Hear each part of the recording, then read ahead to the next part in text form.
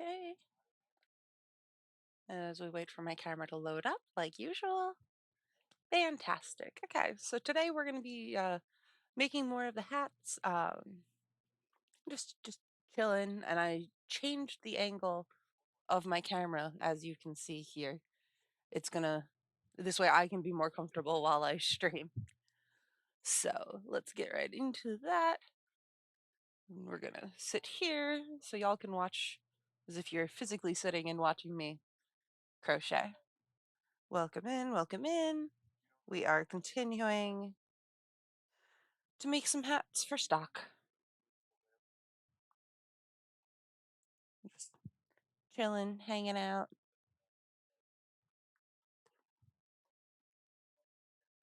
finishing making a couple of these hats. Stocking up so I have them. 1, 2, 3, 4, 5.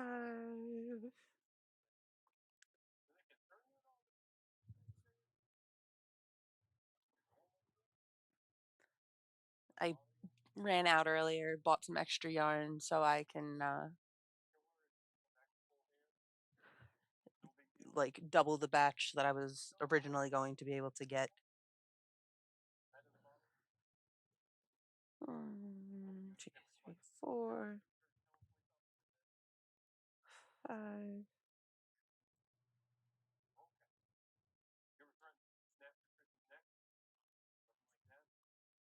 2, 3, 4, 5. And I know this is, one of the times I was in the middle of something that I finished that I was working on. I have two other colors that I'm gonna use after this, but I have one hat finished, so I'm making three more total out of this color. Let's see if this helps any. Mhm. Colors are always going to be a little weird. Trying to does this make it any better? No. Now it's completely dark. Y'all won't be able to see shit. Okay. Yeah, so we will go with that. I'll scoot over here so I can lean back and be comfortable. And hopefully not fall over.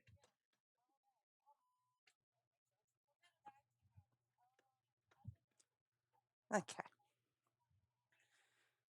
Now we're doing the single crochet around.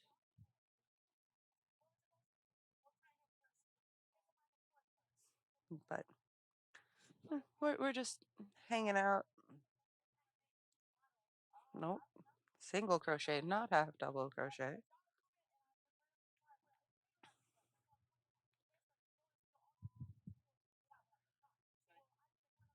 So the information's starting to go live for this year's country fair. So I reached out. Hopefully, I'll be able to get that application soon so I can submit that with no issues. Then I'm going to, with the help of my mom, who actually works for the town, uh, gonna help or going to look into the town's holiday fair. So let's see real quick as I go over. Great, fantastic. Okay. Okay. So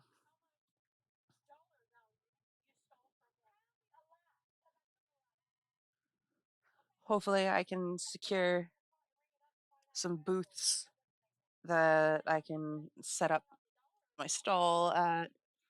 Um, I do still need to get a couple more like pegboard panels because I have a lot of freaking keychains and jewelry in general that I just need to have a spot to hang. But as I need to get those, I need to get the actual pegs, and that should be everything that I need for my whole booth completely. And then I'll be able to go without issue and hopefully make enough of a standout impression that I can get people to, come over and investigate my booth.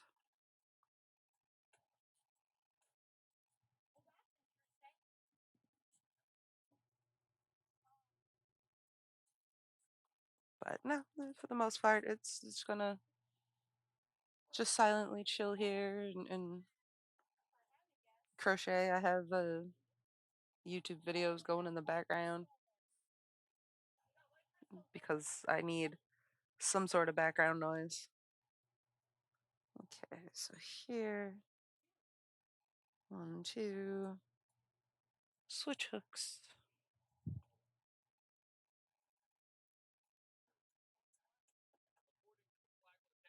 1, 2, 3, 4, 5, 6, 7, 8, 9, 10, 11, 12, 13,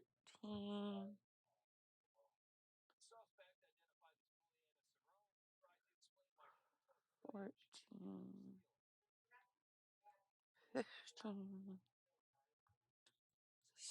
16, 17, 18, 19, 20, 21, 22. 1, 2, 3, 4, 5, 6, 7, 8, 13, 14, 15, 16, 17, 18, 19, 20, 21, 22. Great. Fantastic. Now a single crochet across.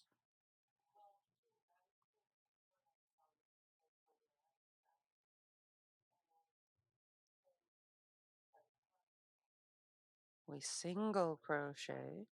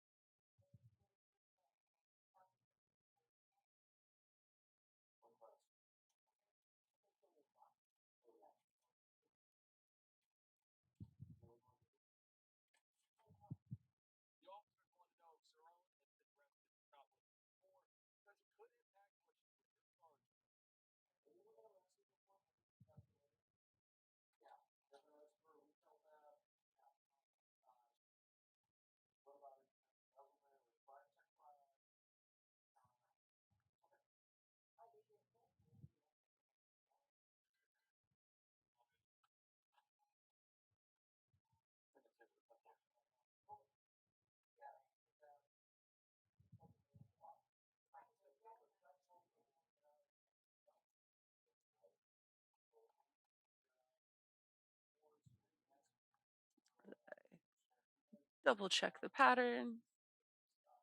because it's never a bad idea to make sure. Okay, decrease at both ends.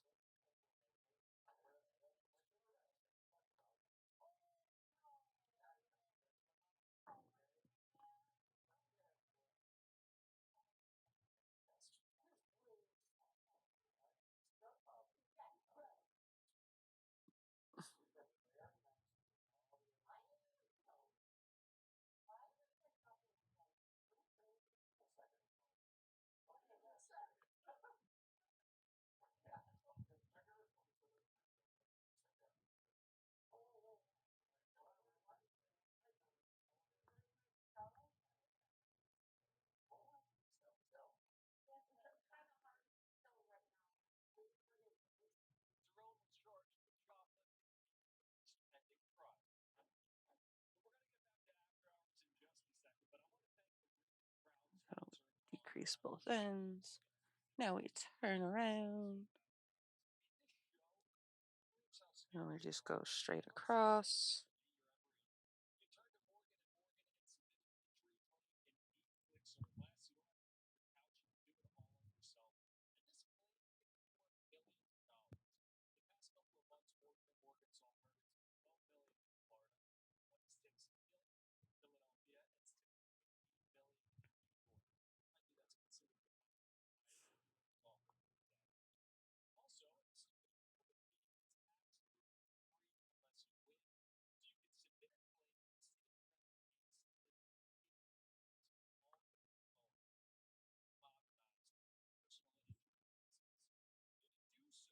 Um,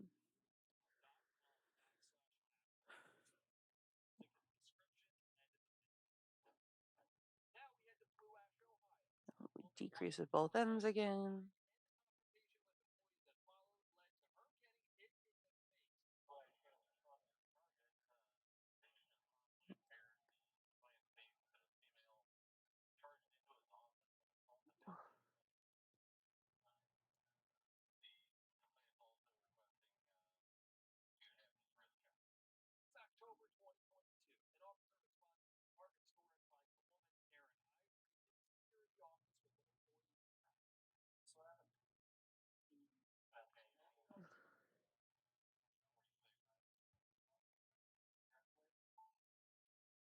It got dark.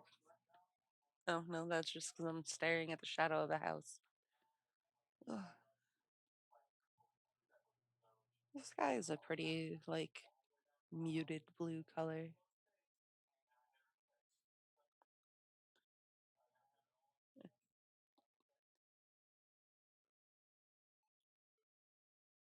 Maybe like a dark country blue-ish. Although it's a bit greener than that. I don't know.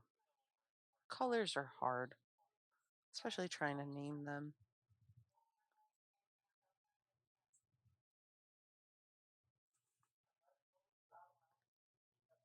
But I am thinking of starting to do a series of these small little micro crochet Pokemon that I make.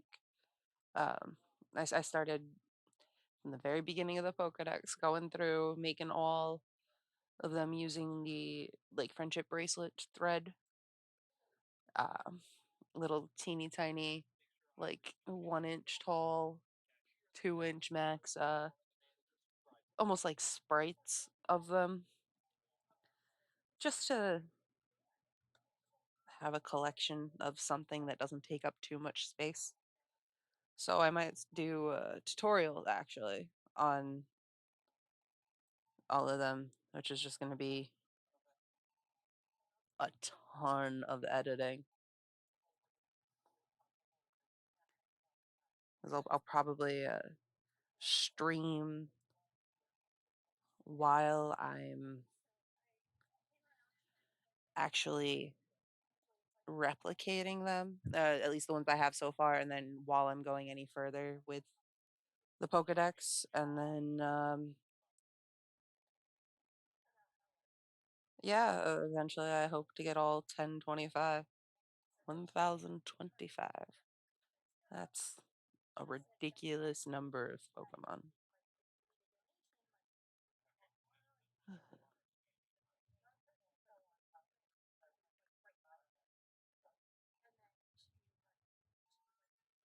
But it is what it is.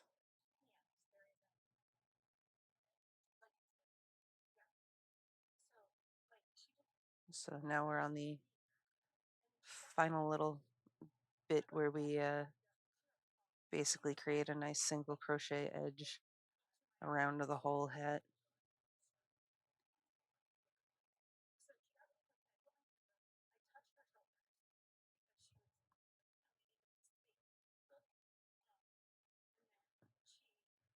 Nope, that doesn't go there. So we don't want to stretch that out more. It goes here. And then that's the next stitch.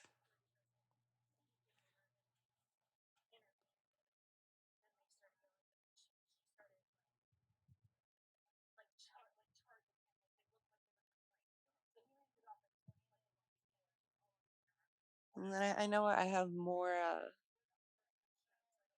charms and such, little stainless steel charms that I have. All of these that are little charm bracelet charms. Um, I'll open this up and attempt not to drop it. Little mini poodles, teddy bears, little crosses. I have cats that I made too. I just haven't put them on the little charm, the little the clasp for them. And I need to make some earrings of them. Some I have the mini ones and I have the slightly larger ones. But I just haven't gotten a chance to unpack them from when I bring them home from work.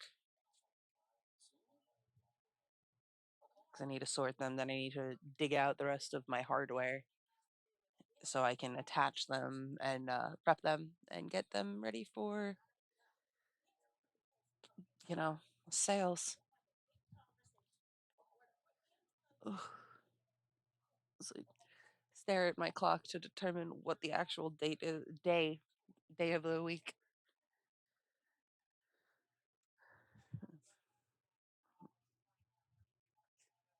But this seems to be a pretty good schedule so far of a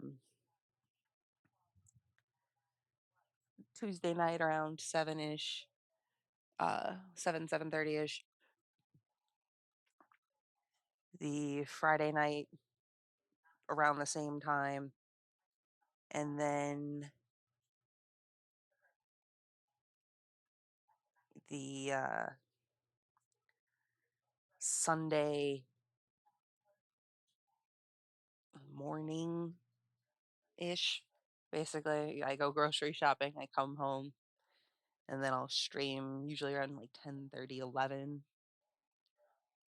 But that one is the flexible time. I'll give you the date. I'll definitely try and stream on Sundays, but since that's when we usually have all our family gatherings on Sundays, and if if me and dad are traveling out of state to go to a racetrack, then we got to go. Then I won't be able to stream, obviously. What am I doing? I don't need to do that. I did that already.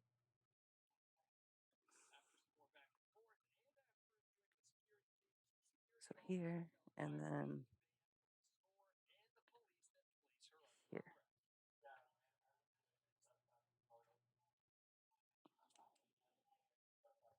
Hello, I snipped you. These are not the greatest, but they were free. So I'm not really going to complain too much about them. You know what? I'm going to use my longer needle because I can get away with it. I'm not working in such tight quarters.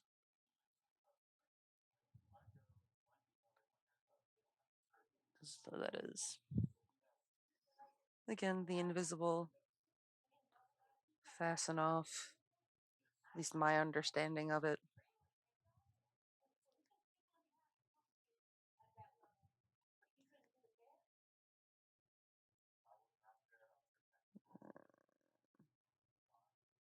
Secure this over here.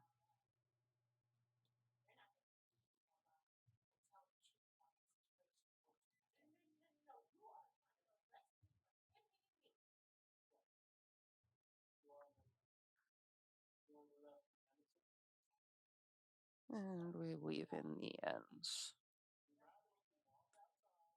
going under the loops of the single crochets because it makes a nice, convenient way to hide the tail.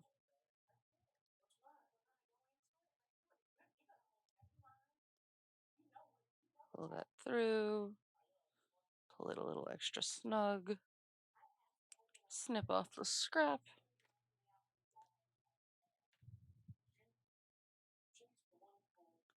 And there we go. We have another hat.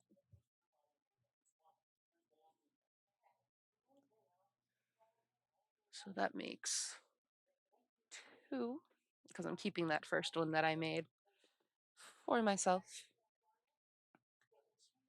So go magic ring.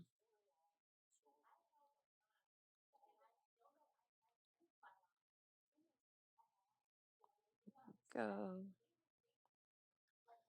1, 2, 3, 4, 5, 6, 7,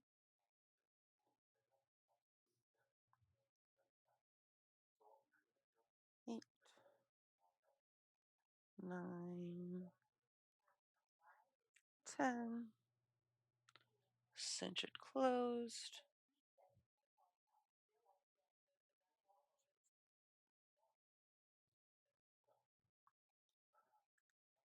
Join.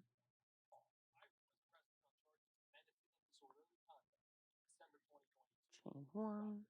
Increase around. 1.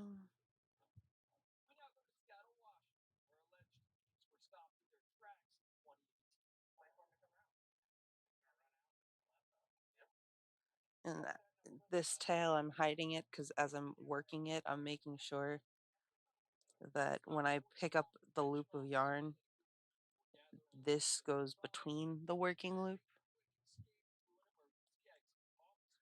Again, less sewing that has to be done, plus with the magic ring, it helps keep that tail nice and secure.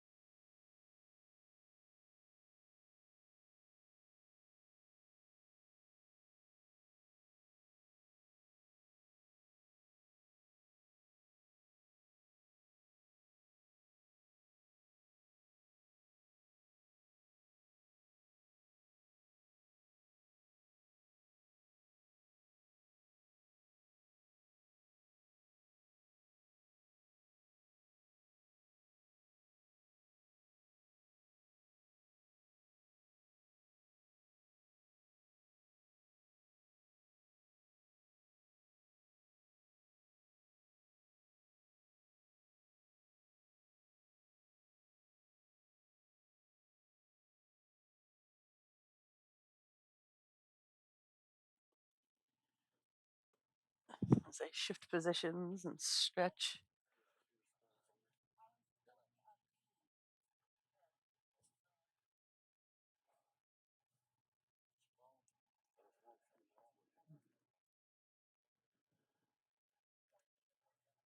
Oh yeah, crochet has always been sort of a like meditation stress relief thing for me. Unless of course somebody requests something and I'm on a deadline. Then then we have other problems.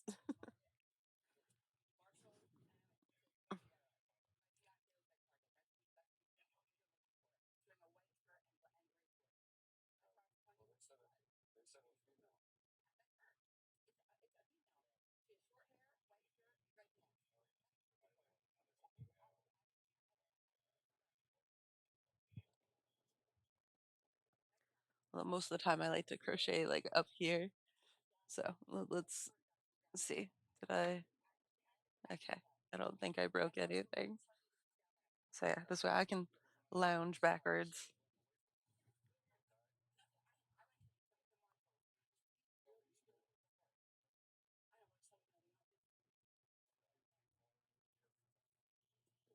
But we're gonna at least try and finish up these next two purple hats and maybe start another color, which I have a mix of browns and a green one. Although their technical color names are basil for the green one and root beer float for the browns. I think I'll do the brown one next.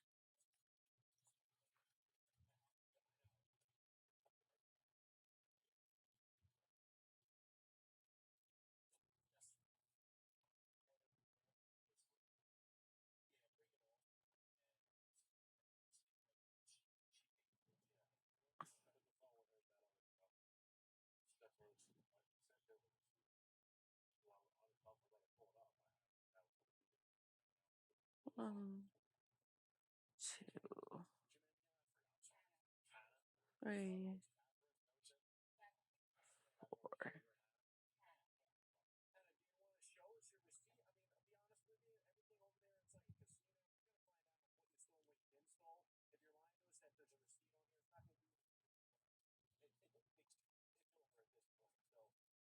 Ugh. Again, the problem with crafting, my joints don't like it at all. At least after a certain point, I can only go so fast or so far with out having to take a break because my hands will just cramp up and it's like no more. Can't do no more.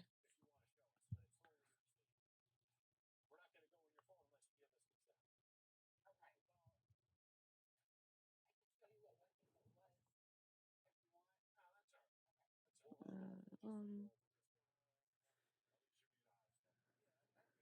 three,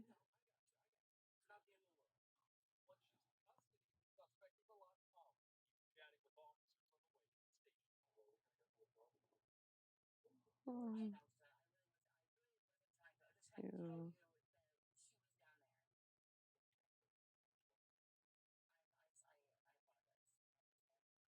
I'm on four. What am I doing?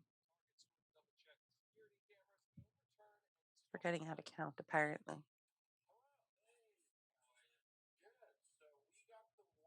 One, and,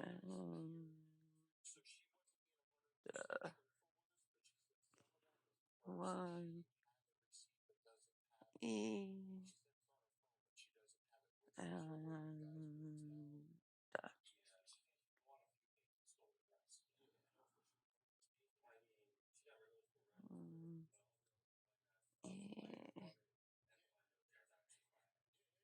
um, E,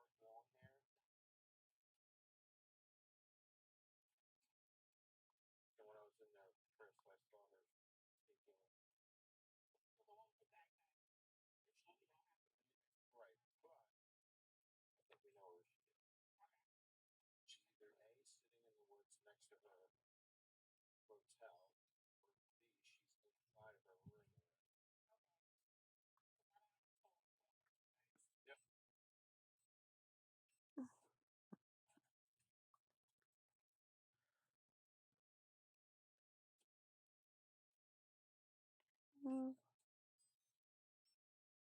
three,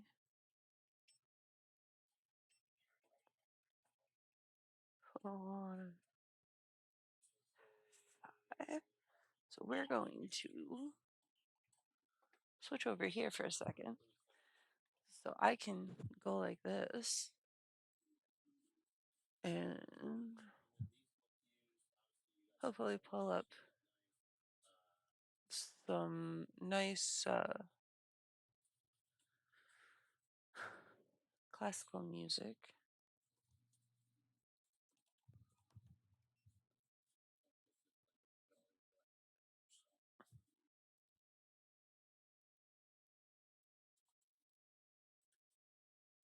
We're just gonna pull up my classical music playlist. We're gonna lower that volume. We're gonna play this. And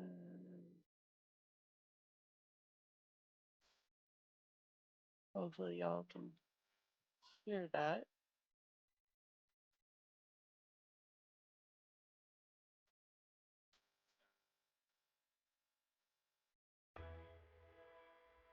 Okay.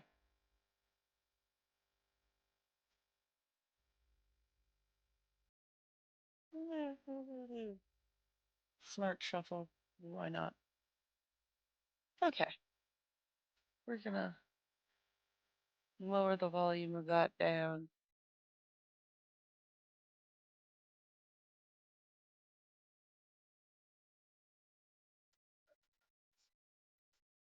Okay. Hopefully that is not too crazy loud for y'all.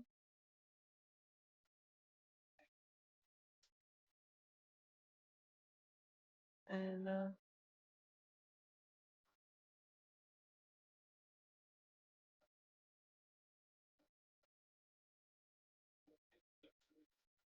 got some background classical.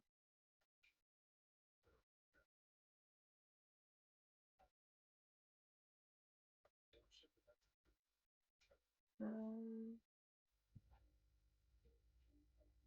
I don't know if y'all can hear it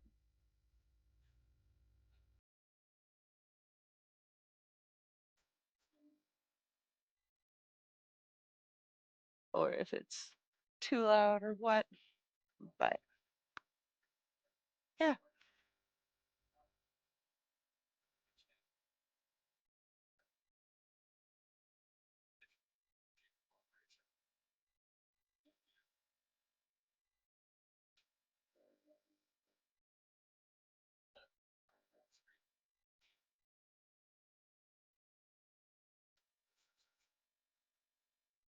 Okay. As we get back to our regularly scheduled crafting,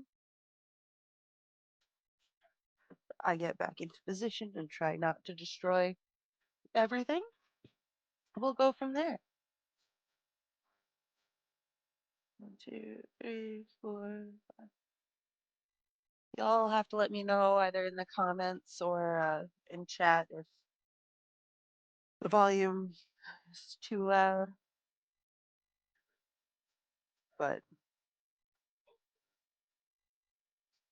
I know I like having the classical music because it'll certainly help me push towards crocheting faster.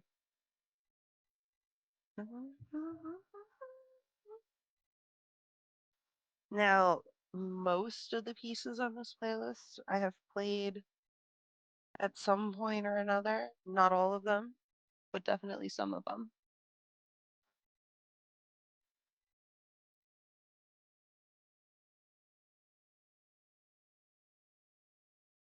Although,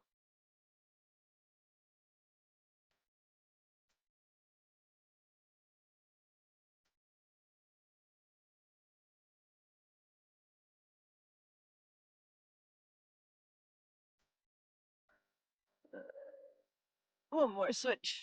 I want to.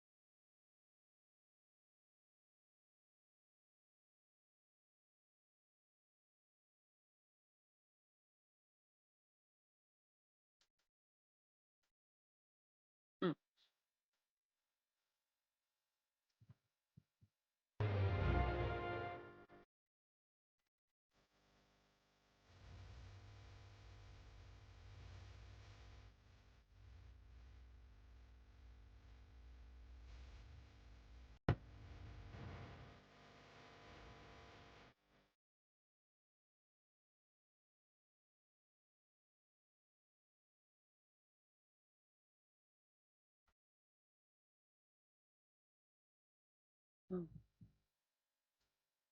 Yeah, we're gonna get rid of that. Raise that a little bit. Classical music is inherently quiet, so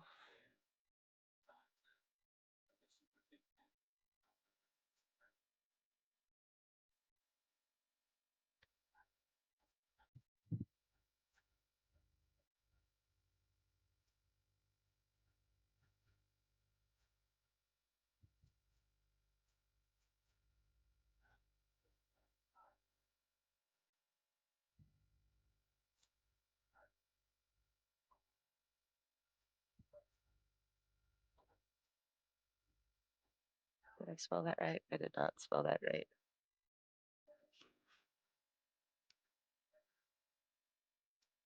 What is your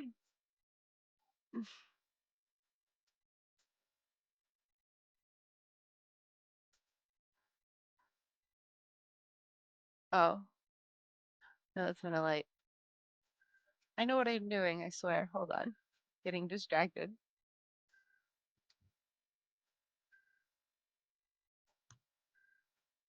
Is that the right Pokemon? What is your name? I'm getting annoyed.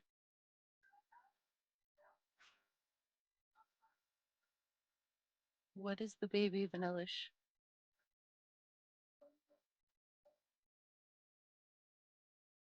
This is annoying me. What is your name, Vanilla? I used to be good at Pokemon names.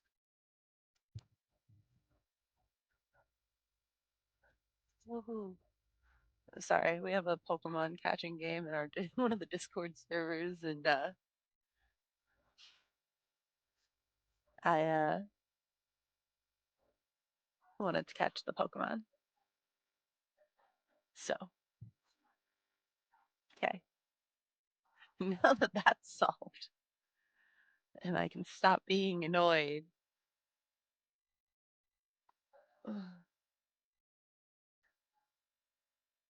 Okay.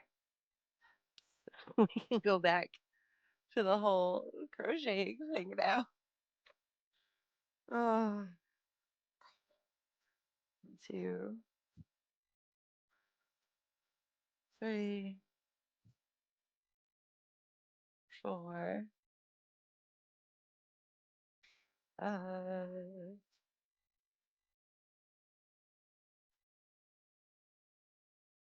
Yeah, no, the classical music is never at a consistent volume, and it's really annoying, especially when I'm working in a factory and I'm like, I can't hear anything because it's this really delicate, quiet part, and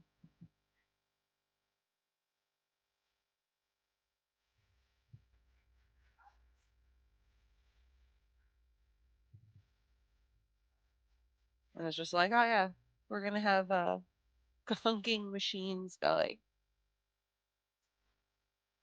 Let's see. I don't know how loud this is for y'all. Let me, whatever, whatever.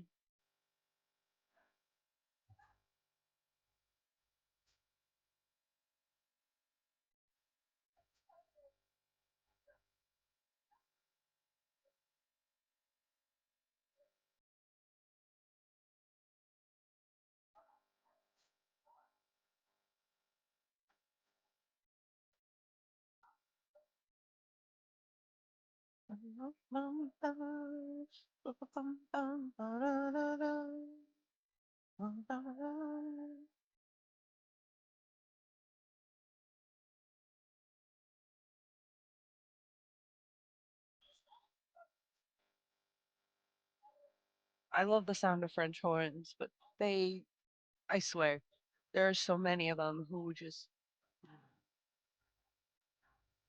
can't play.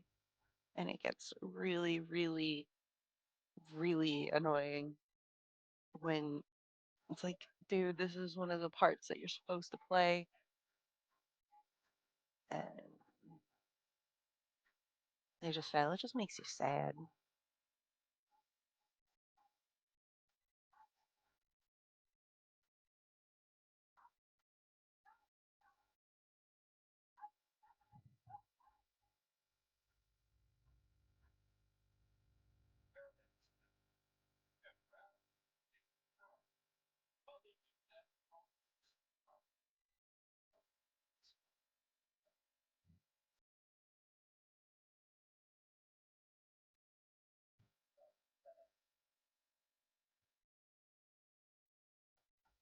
Although I suppose I can also, while I'm listening to the classical music, I can use this time to brainstorm some more background music for my game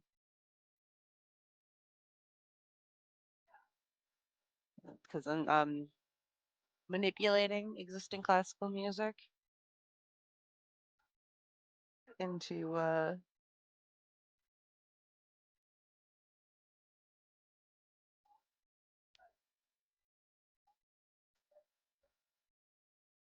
just take little snips, be like, oh yeah, these two bars sound really cool, or oh, this one line I can repeat over and over and have some nice like cave exploring music.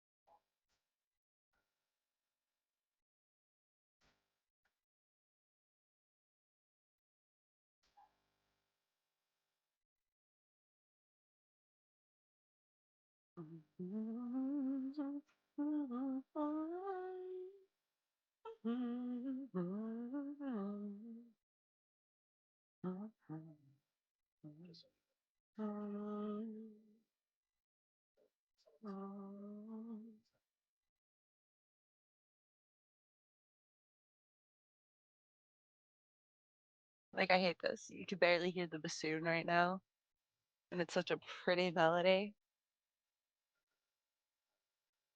Not that I ever played it except in a rehearsal, because this was maybe my second year or like the second concert.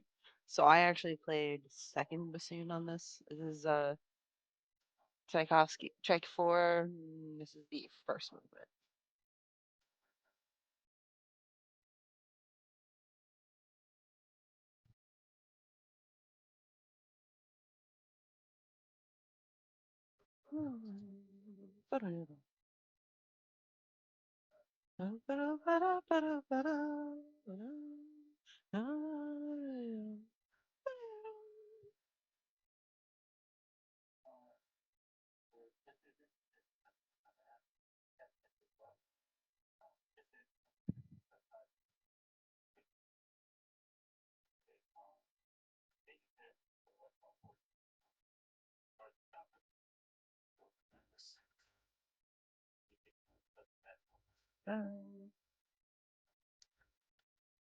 One, two,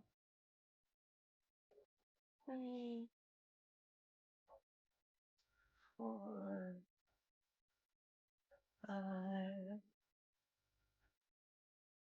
6, 5, 1, 2, 3, 4, 5, 6, 5,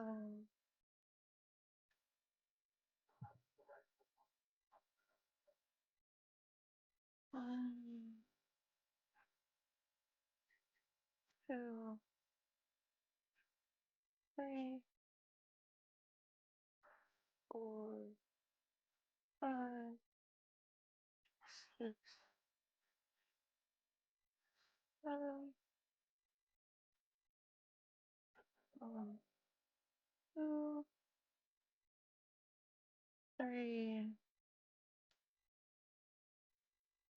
4, 5, 6, 7, 1, 2, 3, 1, 5, 6,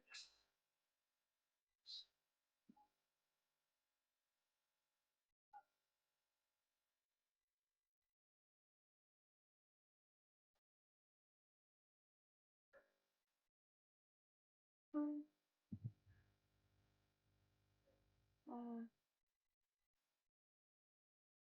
6.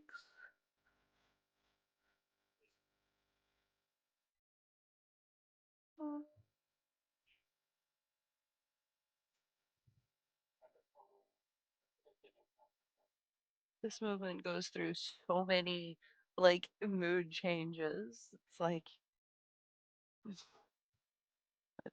fanfare introduction, dramatic waltz scene, delicate, and I don't know.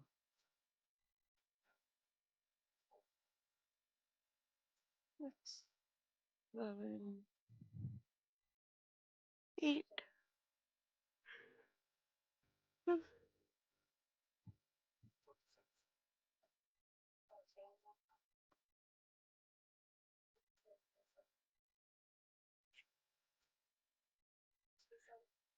5, 6,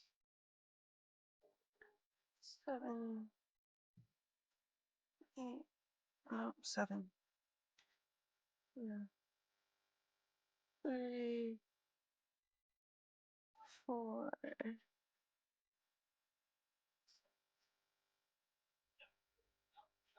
5, 6, 7.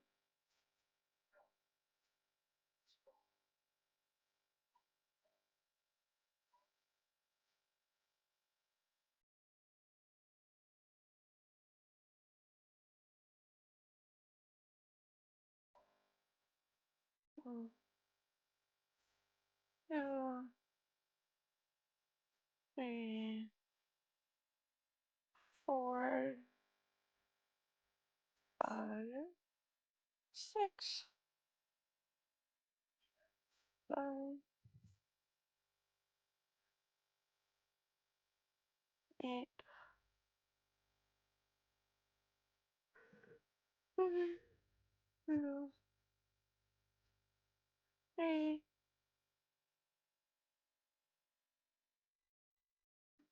4, 5,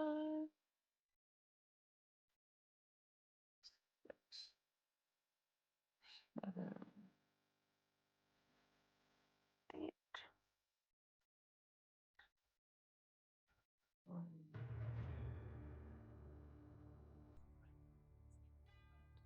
Pilates?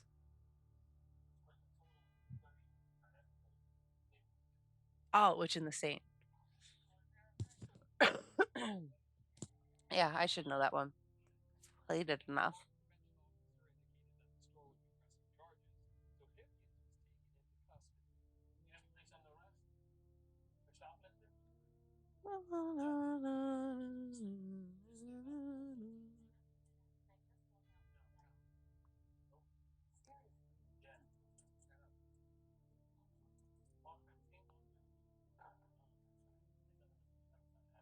5,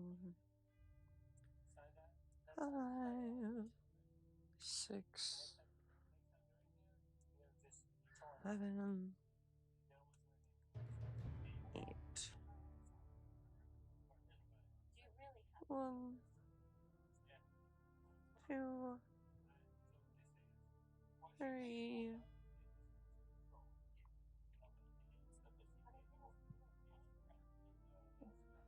4,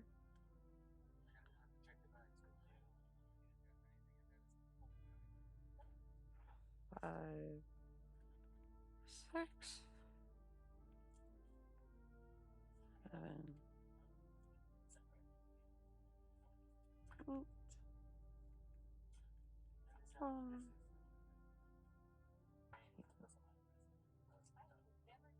3, 4, 5, 6, 7, 8. 1, 2, 3, 4, 5.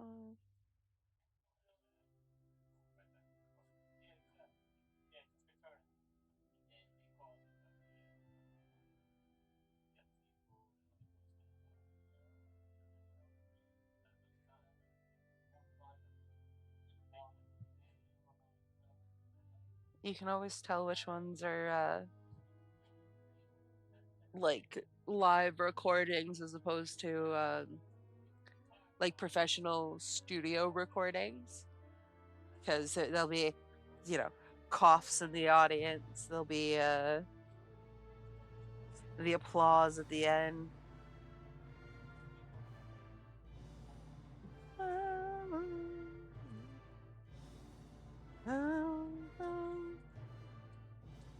I still remember the rehearsals leading up to this, and it just gives me chills. Gives me goosebumps. Not that you can see it because I'm so pale.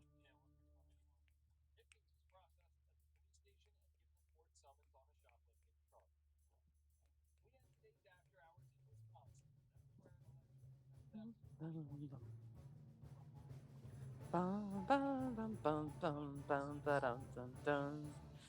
you tell which part was mine?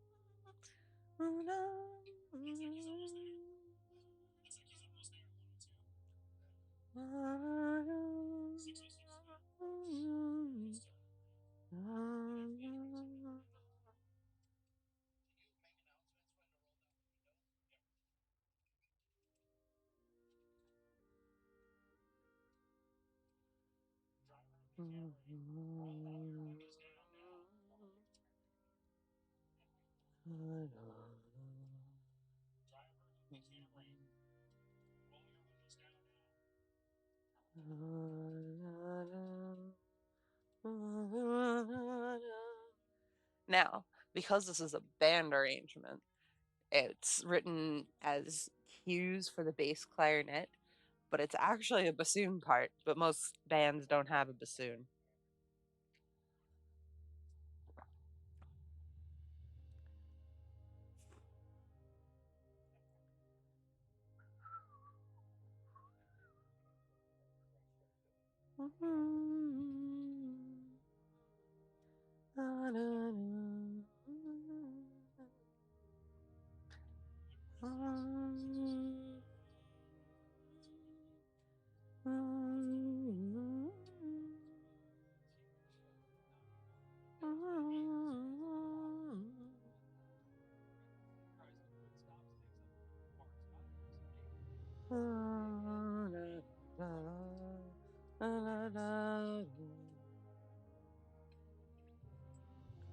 This was one of the pieces I played back in college.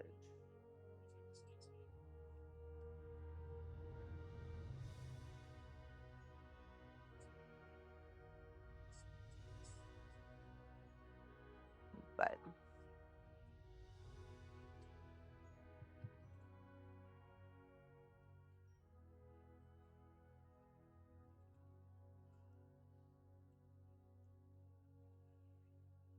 it was always amusing to hear she was the assistant band director at the time, tell the story because it's the song's called "The Witch and the Saint." So it's basically, the two sisters, um, and you had the the saint, then the witch. Now you have the fight, the final confrontation.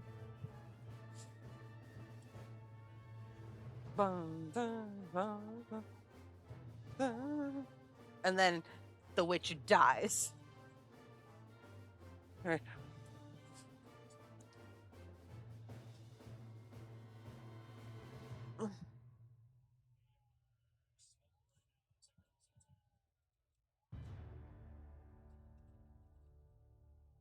It's that probably one of my favorite lines in anything is the line from Hansel and Gretel, which is, and the witch miserably burnt to death, as opposed to how else is she burning to death?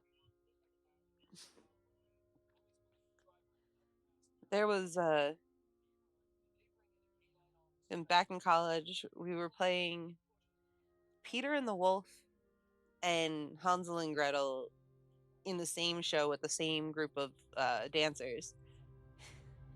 So during some of the rehearsals at the stage, I get bored very easily if I don't have something to entertain myself.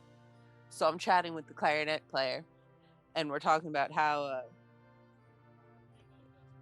the duck from like Peter and the Wolf got annoyed and was like, yes, I'm gonna go. I forget which we played first. It was either Hansel and Gretel, and then the duck moved and got eaten by the wolf. But who knows? I just like to make things up.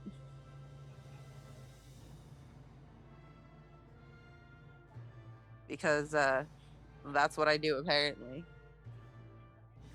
Mom's texting me her bowling scores. I gotta respond to that.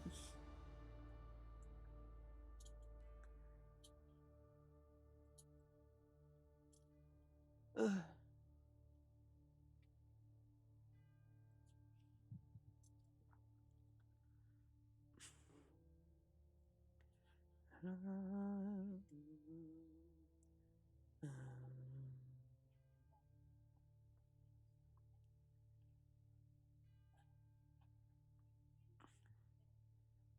The baritone slash euphonium is also such a gorgeous instrument when played well.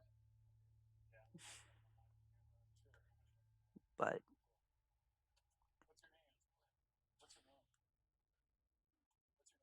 otherwise, it is what it is.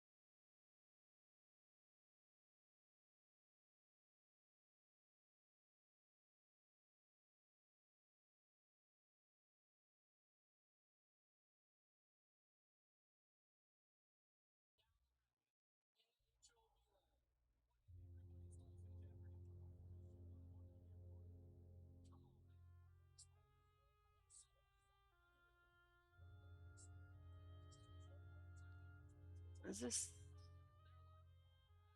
I feel like I've played this. What are you?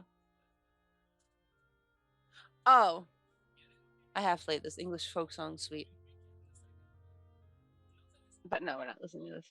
I was like, ah, I love this piece. Blue Shades by Frank Kelly. It is one of those pieces where it's like it's classical music, but it's jazz. This I was on bassoon for. My good friend Brett was the clarinetist. He's the solo. He played the clarinet solo. This is just one of those pieces that is just so much fun.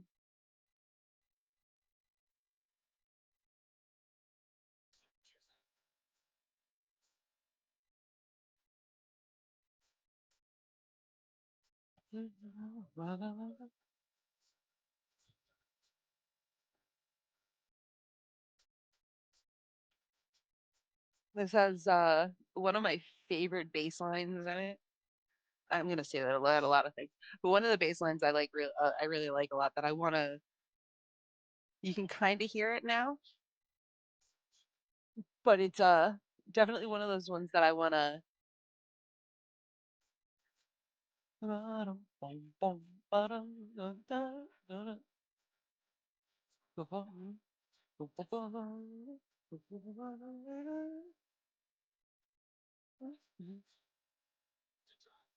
It's just it's such a driving bass line that it's like, oh man, I really want to,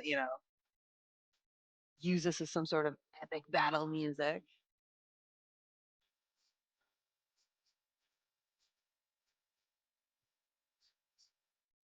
To be fair, there's a bass line in one of the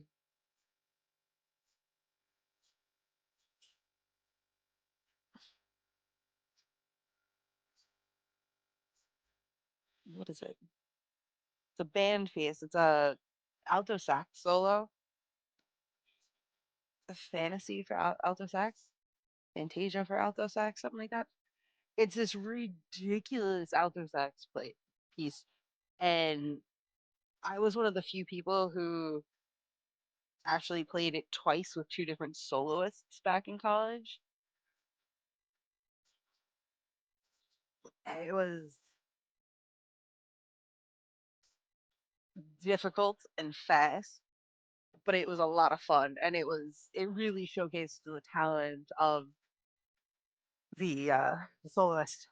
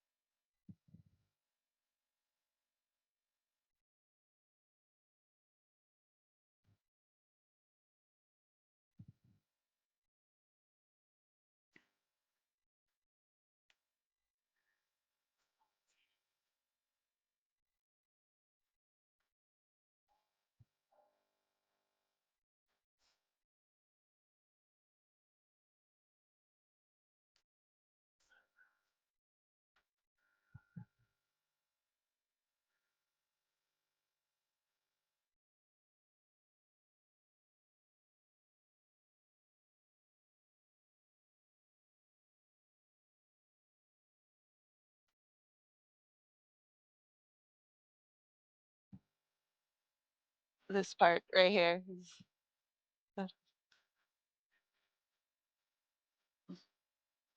But it's after the solo, it starts going.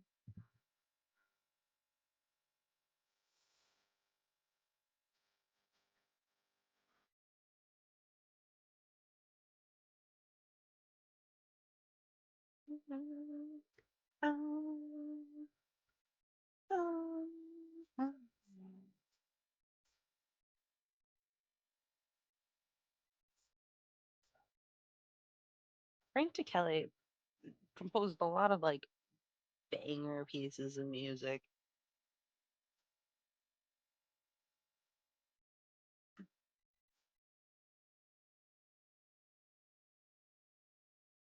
Except he wrote these little solos for bass clarinet, not bassoon. But I had all the cues, so whenever the bass clarinet wasn't there, I played them.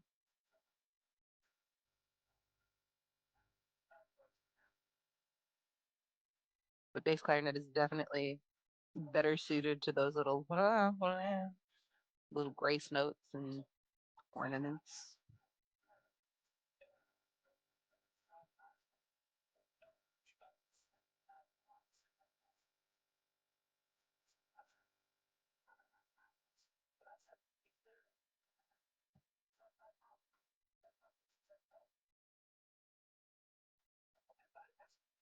Eh.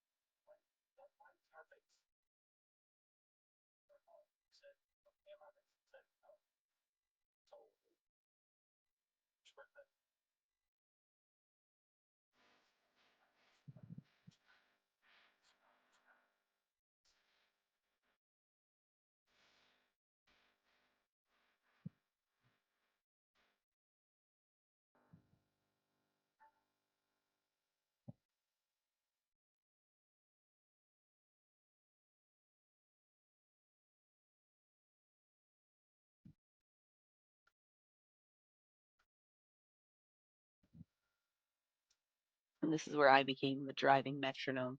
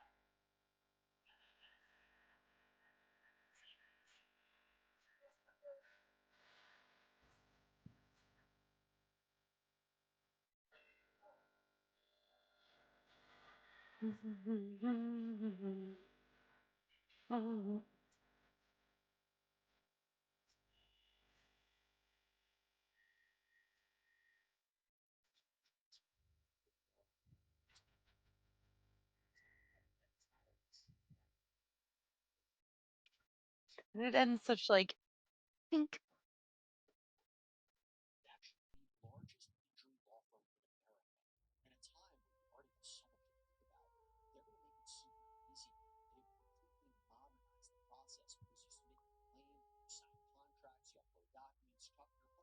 The Wallflower Waltz by from the the American Suite of Dances. What are Old American Dances? Old American Dances. Yeah, this is the Wallflower Waltz. Yeah, no, not in the mood.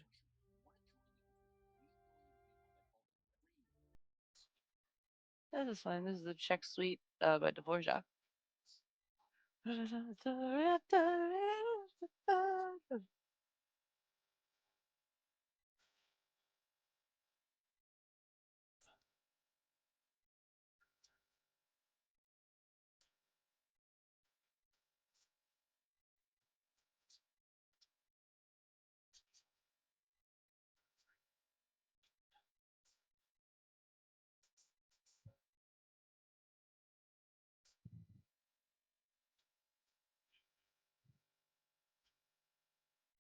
think on Friday maybe I'll stream some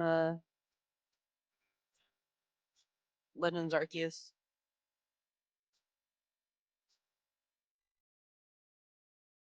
doing the random missions and completing my Pokedex. I completed most of the main storyline, not all of it.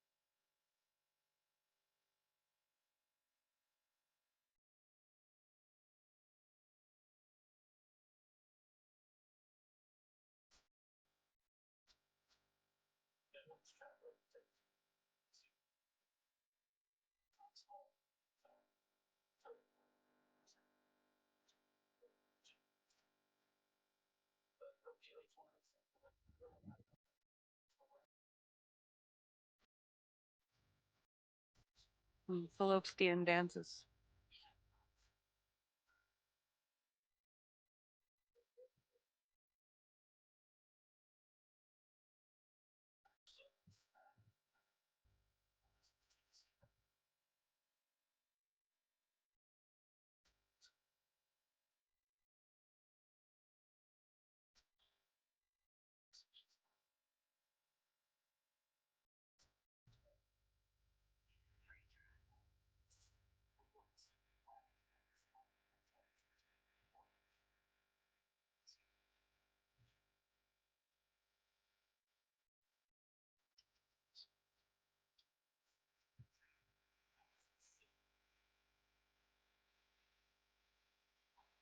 Hooks up.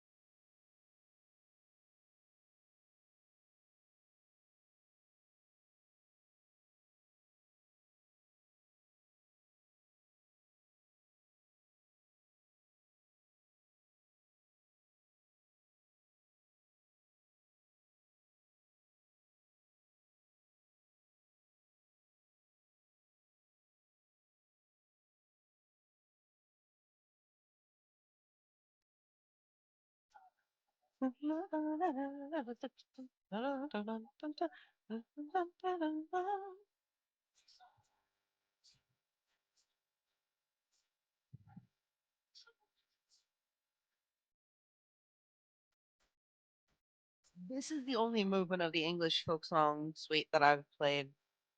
Played it a couple different times. It's just one of those fun movements. It's the march, obviously.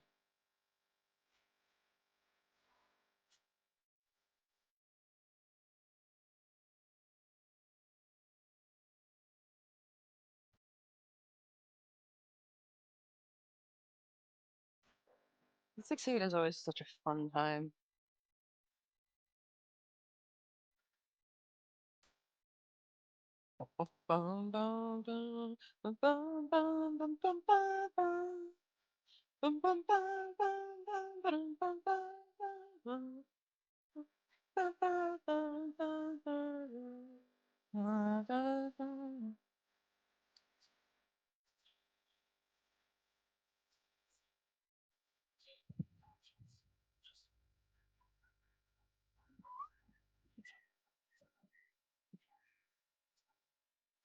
Can't whistle that high.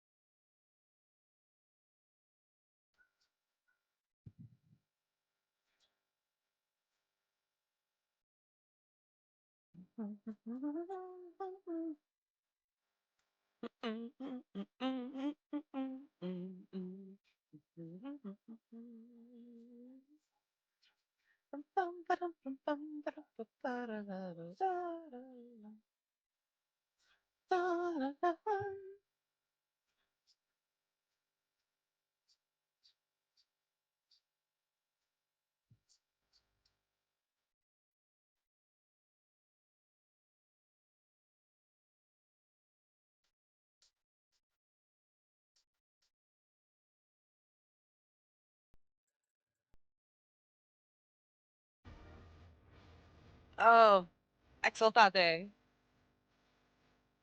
where Samuel Hazo hates woodwinds.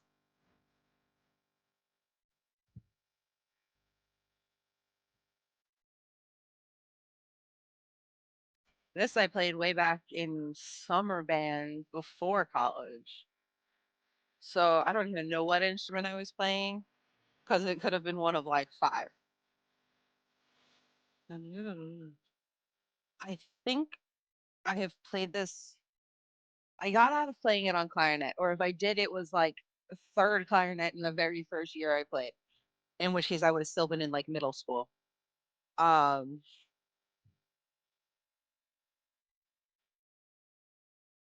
Probably Barry sax that Barry sax and contrabass clarinet because those were the two like main instruments I played over the summer.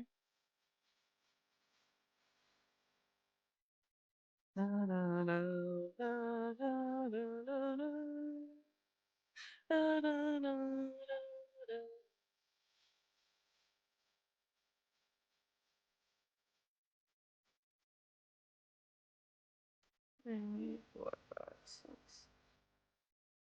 10, 12, 13, 14, 15, 16, 18.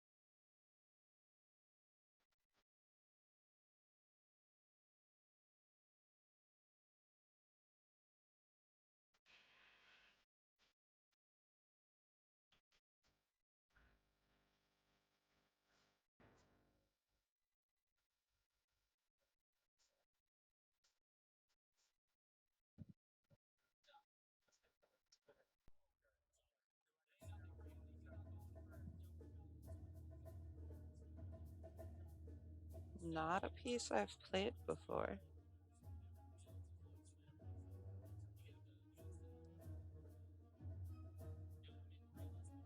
I don't think. What are you? Shadow rituals? This is cool. I enjoy this one. I'm gonna have to look this up. That's fun.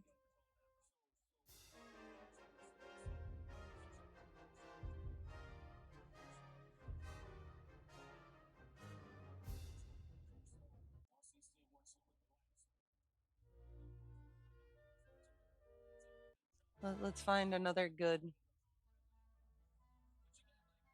No, no,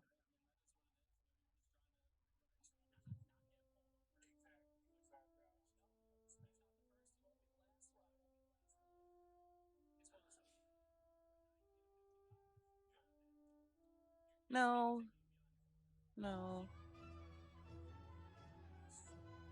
no. Oh, I'm so over that. Okay, this is fine. The Mendelssohn Trumpet Overture.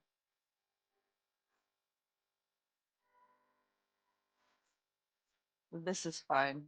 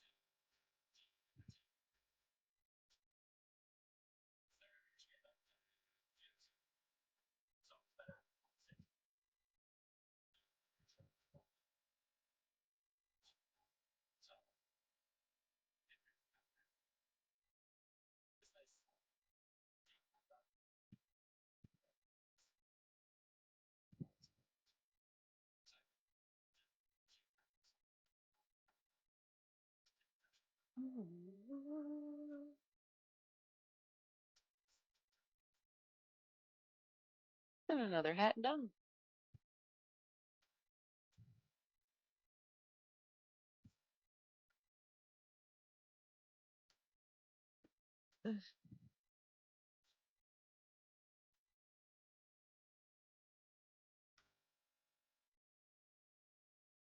Start off this hat.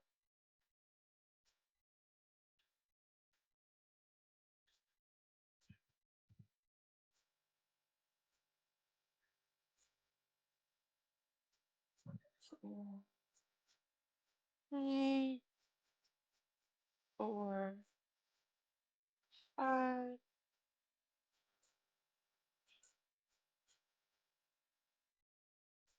6, 7, 8, 9, 10,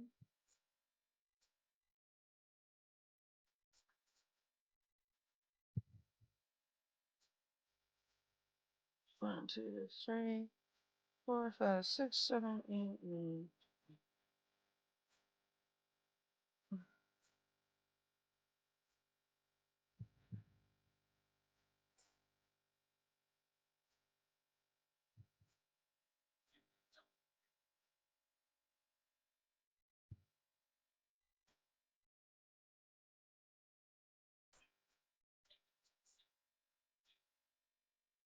Three,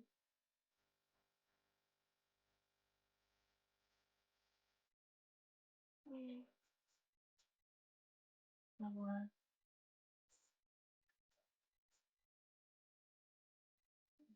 5, 6,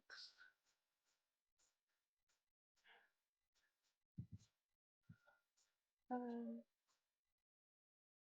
8, ow,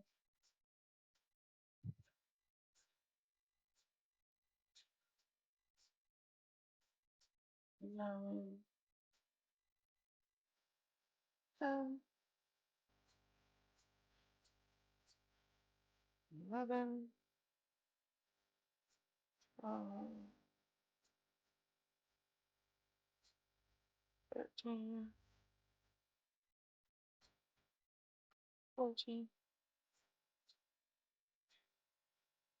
15,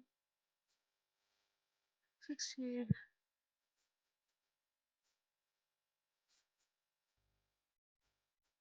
17, 18,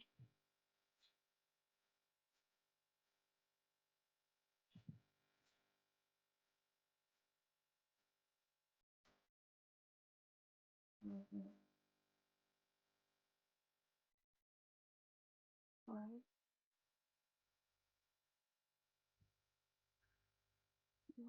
2, 3, 4, 6, 7, 10.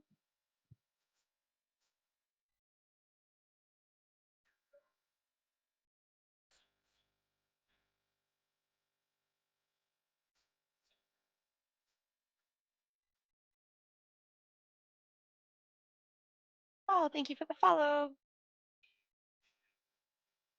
Just hanging out, listening to classical music, working on some hats.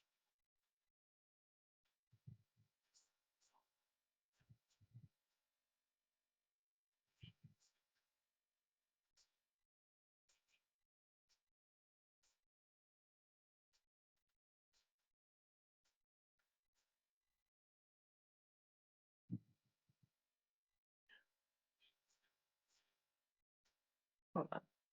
Sorry. Off by one. 1, 2, 3.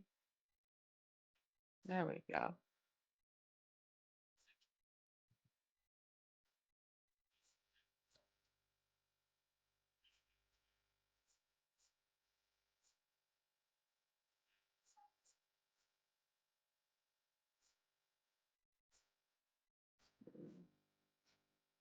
3.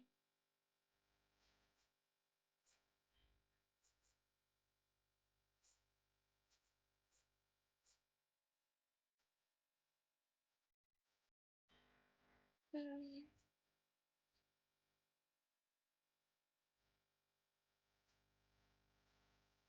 3.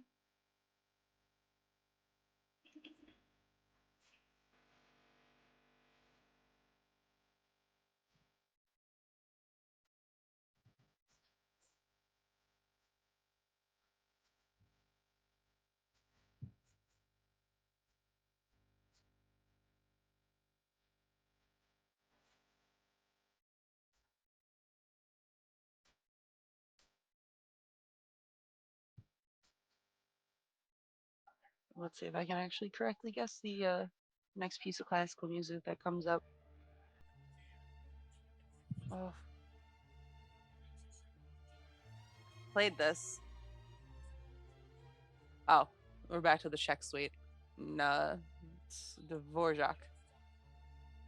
So, not one of the ones that I've played often, but recently enough that I should have been able to guess that. It is what it is, though. Although this is the second movement, and I have a thing about second movements where it just, more often than not, if there are 3 or more movements in a piece of classical music, the second movement and I are worst enemies. For no valid reason other than I just Oh, thank you for the raid. Welcome in, everybody. Welcome in. Thank you. Just hanging out, doing some crocheting, listening classical music. Hi, everybody. Wow, this is way more people than I've ever had before. So I'm working on some craft fair prep. I have just recently. I'm working on making some little newsboy caps. Setting up my online store, waiting to get some to get ready for some craft fairs coming up local to me.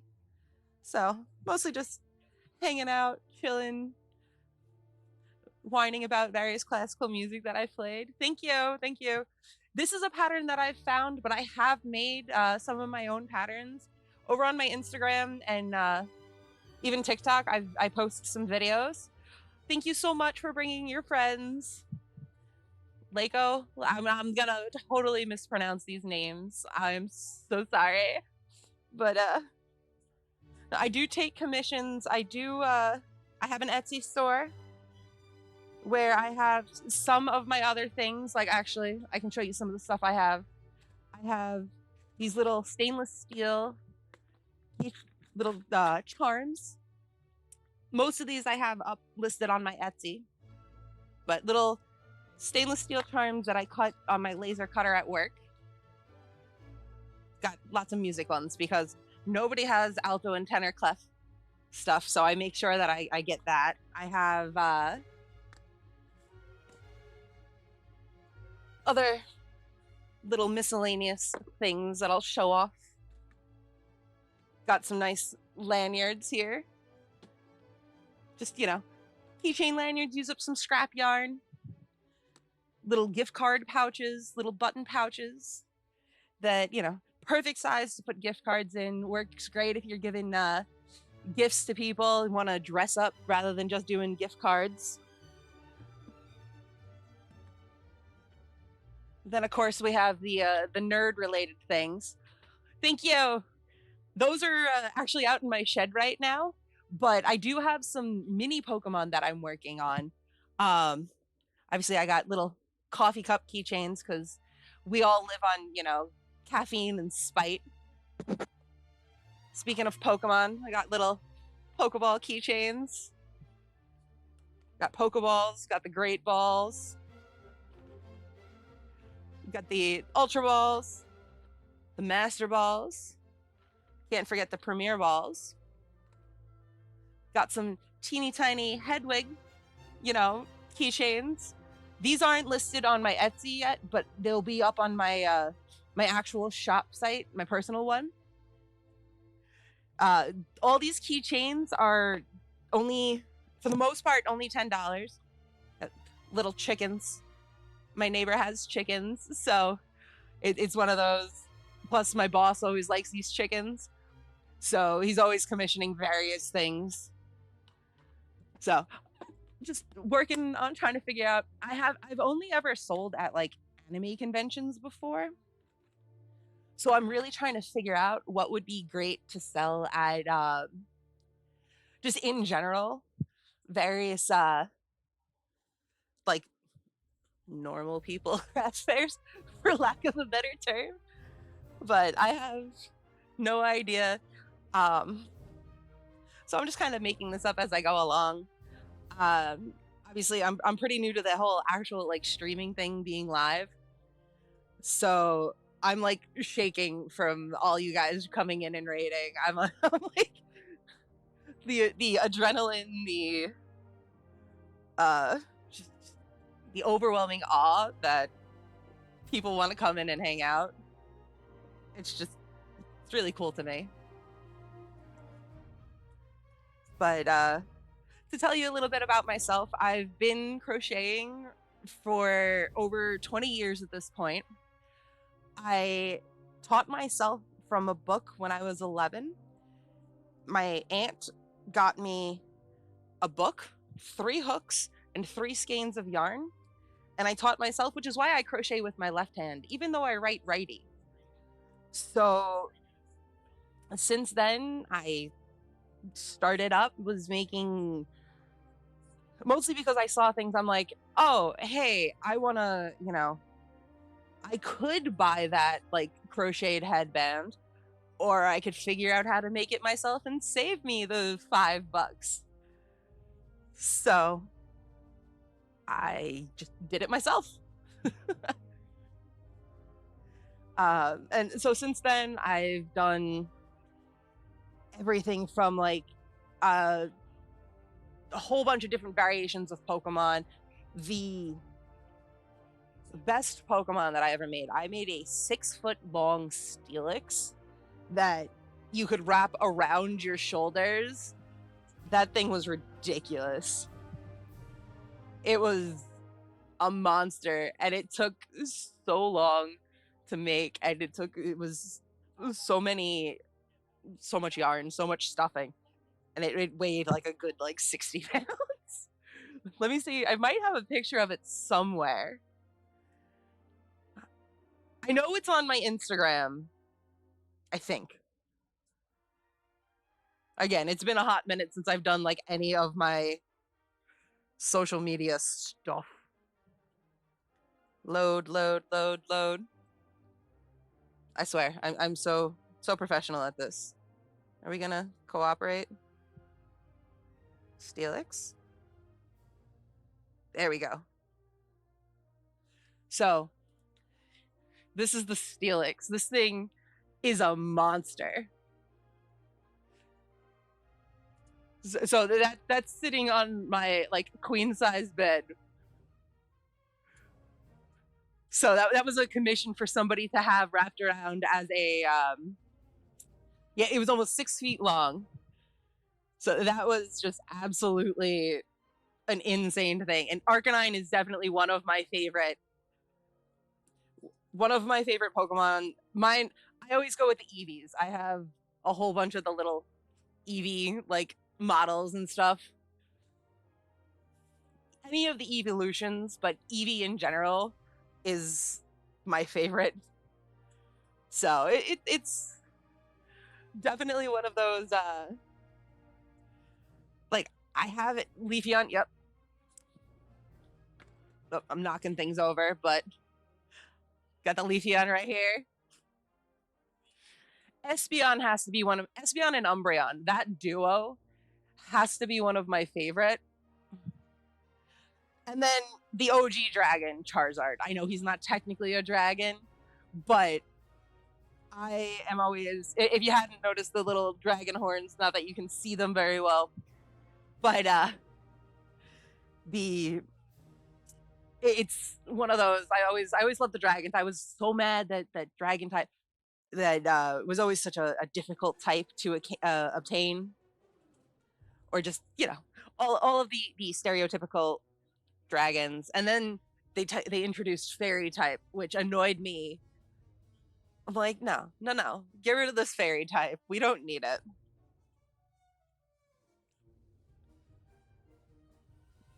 But I've made almost all of the evolutions. I don't think I made Sylveon because I didn't want to deal with the ribbons. I'm like, this is already, it's a fairy type, and that's already pushing it. Let's lower the classical music so I can hear myself think. But yeah, I also have a bunch of like 3-inch Pokeballs, just little plush Pokeballs. One time I was selling at a table in Anime Boston, and I had a bunch of people cosplaying as the Pokemon buy the Pokeballs to throw at people dressed up as the trainers. And that was just kind of a hilarious thing to me. I'm like, yeah, listen, I will happily enable this chaos because I love chaos. Ugh.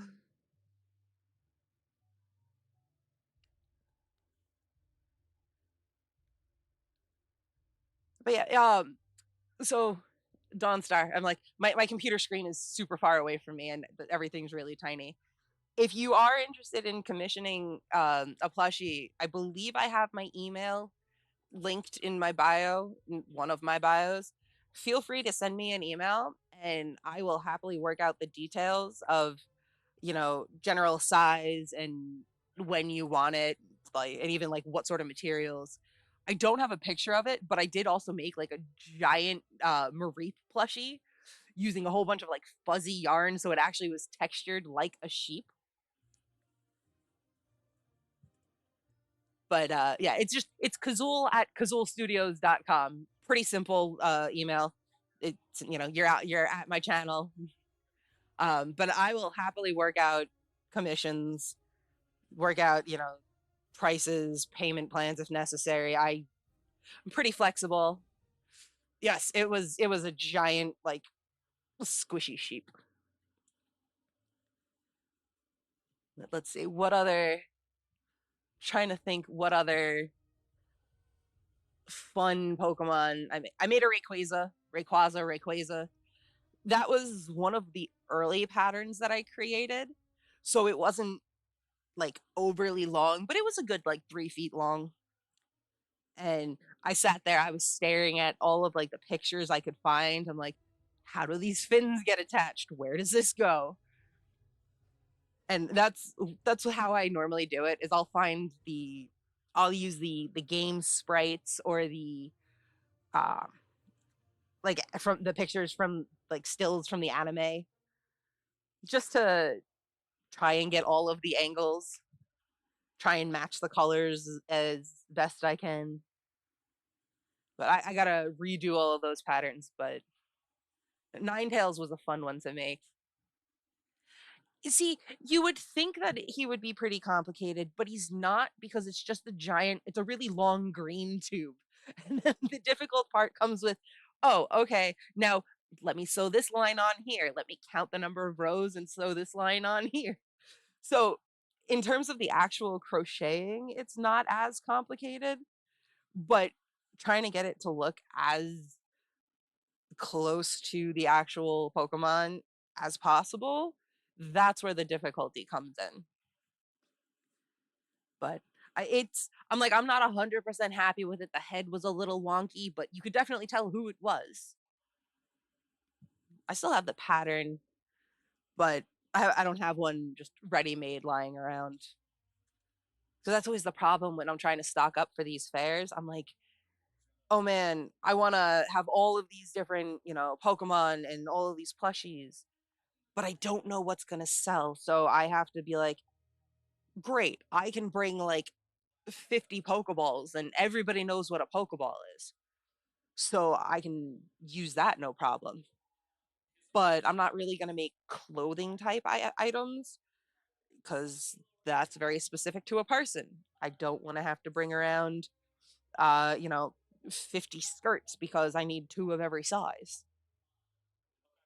So the small little stuffed animals, I have the little keychains, I have a bunch of these like stainless steel pendant keychains.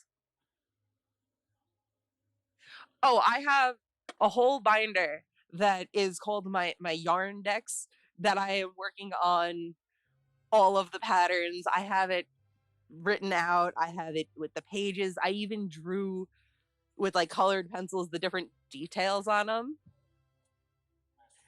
Oh yeah, listen. So I play bassoon. So I play with in bass clef and tenor clef. But I play in an orchestra. So the number of people who are like, "Oh man, alto clef, tenor clef, nobody has that." Everybody has treble and bass clef. So I made sure that, as much as I pick on violas, they need to feel special too. So I have those. I have the eighth notes. Got that looks backwards for you. the the eighth notes. Got if I not don't knock off my controller. Got bass clef. Exactly. Exactly. Violas are violas. There was one time back in college I was playing in a pit orchestra at a like sister college. We were doing Once Upon a Mattress, which is The Princess and the Pea, basically. But I'm playing clarinet, but I'm reading a viola part. And let me tell you, trying to, trying to get a trying to read the viola part on clarinet, it's you have to pretend that it's in bass clef, and then you have to let me get rid of that spam message first. Uh, but reading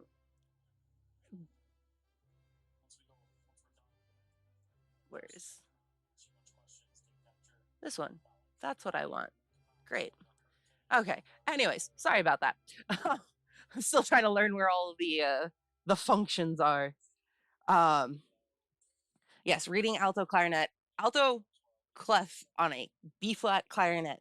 Pretend that the music is in bass clef, change the key signature, and read it as written.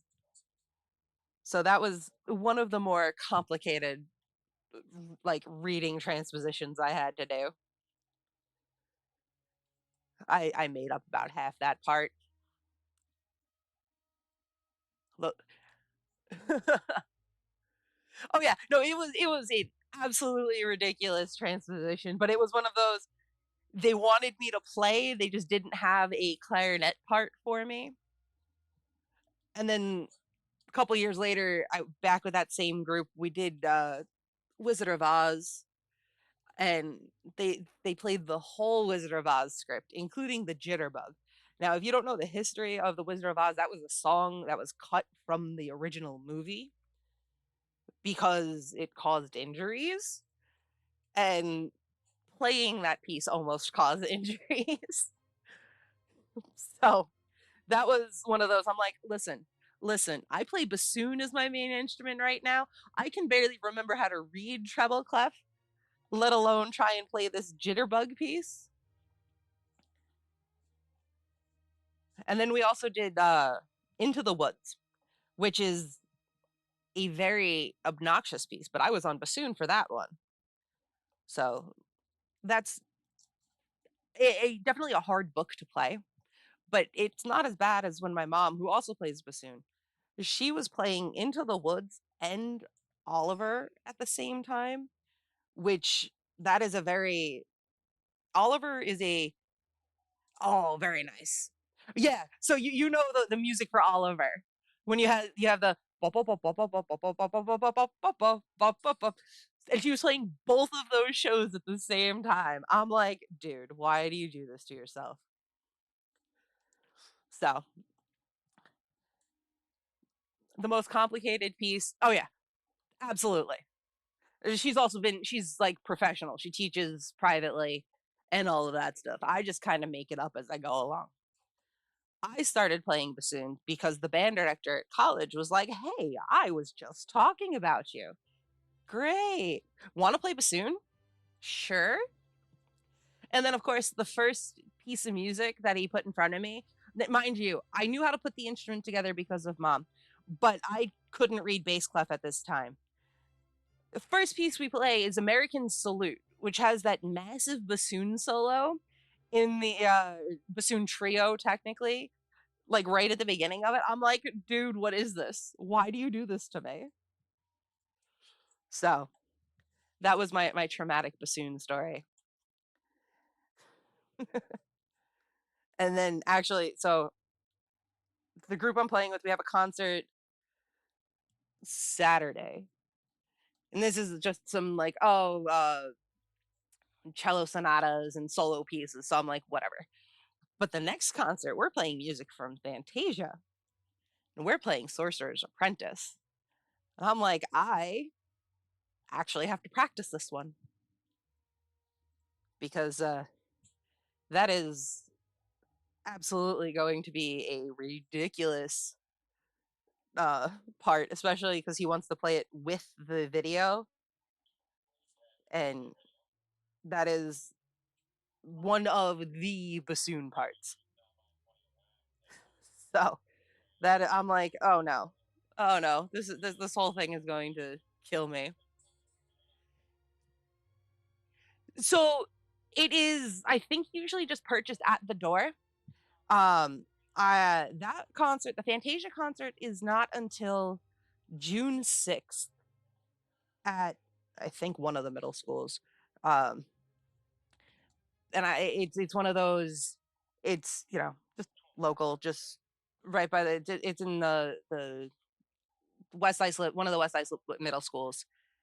I want to say that the tickets are $10, but don't quote me on that. When it gets closer to the concert, I'll steal one of the steal. I'll take one of the flyers. Oh, that's so awesome. So when I get there, that'll be, it'll be a belated birthday present for you. Uh, I keep debating if I want to like stream me practicing on one of these things, but I'm like, I get frustrated enough when I'm playing on my own. But now, once we get closer to the concert, I'll have the info cards where I'll post those on all the socials. The promotional material. This way, it's hey, here's um the date, the time, the location. This way, hopefully we can fill the auditorium. Because again, it's a middle school group, it's community orchestra, but I swear I will throw things at the French horns if they cannot play Sorcerer's Apprentice. I will take their horns. And you familiar with SpongeBob and the Squidward trying to teach the marching band episode? Because what he does to Patrick with the trombone is what I'll do to the French horns. Because I have standards, and exactly, exactly. I swear, some of those some the French horns, the just rehearsal is not a time to ask, like, oh, well, how do I count? One, two, N. Not that difficult.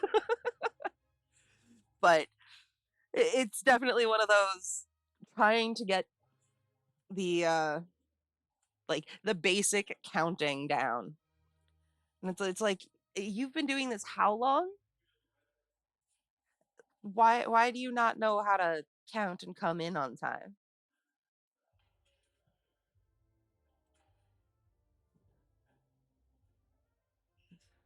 5, 6. Okay. I started trying to count the stitches like I was counting music. So I'm like, one e and a end e and a. Now, see, we don't have a baritone. We have trombones that aren't playing for this concert because this is like the chamber group. We have the two trumpets, bassoons, oboe, clarinet, flute. But I don't even play in two of the pieces. So I'm like, oh, great. Now I have 20 minutes to sit here. Like I made most of one of these hats in the while the soloist was playing whatever. Ah, aha. Singers. Why can't you sing in normal keys, huh? I don't want to play in 17 sharps, thanks. But I have played saxophone. I started on clarinet all the way back in second grade. Then uh I added oboe for a concert in fifth grade.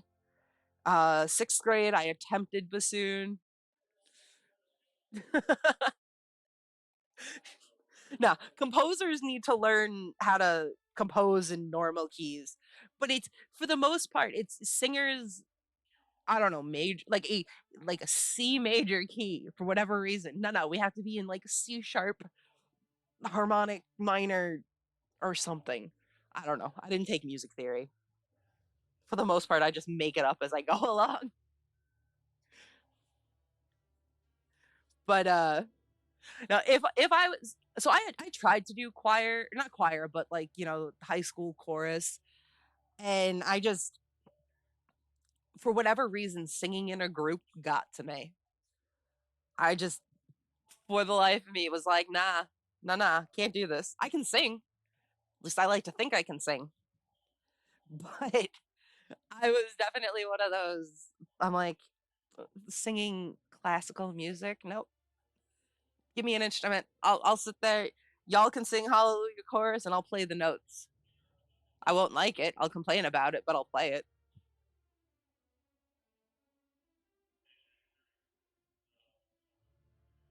Ugh. Although musicals, I don't have a problem with. Musicals are absolutely like those. I have a good time playing when I'm playing the correct instrument because I played. So back to my list of instruments is it's I have played at least a concert on clarinet, bass clarinet, contrabass clarinet, contra alto clarinet, alto sax, tenor sax, bari sax, bassoon, um, oboe. I played like one concert back in grade school, and I can get notes out on a flute. I can get notes out on a trumpet, but brass instruments, I don't brass. Just like I don't strings. I cannot. The concept of the shifting just throws me off all of the time, and I'm like, even when I tried messing around on a guitar, it doesn't work like that. I'll out jazz the saxophones while I'm playing bassoon, but can't strings.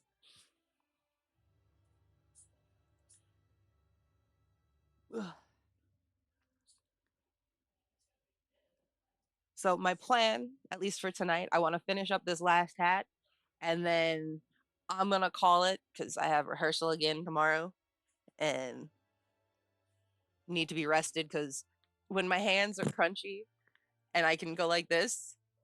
Oh, listen, I'm if not dealing with the beginnings of it, well on my way to getting carpal tunnel. But when I go like this and my entire hand pops like bubble wrap, I'm like, huh, that's a problem. But I at least, working with the bigger yarn, the chunkier or the bigger hook, the chunkier yarn, it definitely it does help at least relax it. And I got over my whole, oh, I need to hold the yarn in a death grip. So it's all about managing it. And that's why I switch around to different projects all the time.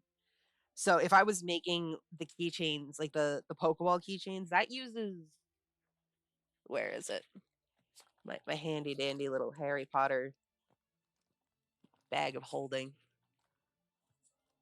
That uses the teeny tiny 1 millimeter hook, which this hook is a 7 millimeter hook. And it uses the same thread that you use to make lace. Oh yeah. No, if you need to call it, thanks for hanging out so long. I don't plan on going live again until Friday around the same time. And normally I go live around 7:30 ish. Just to give you a heads up.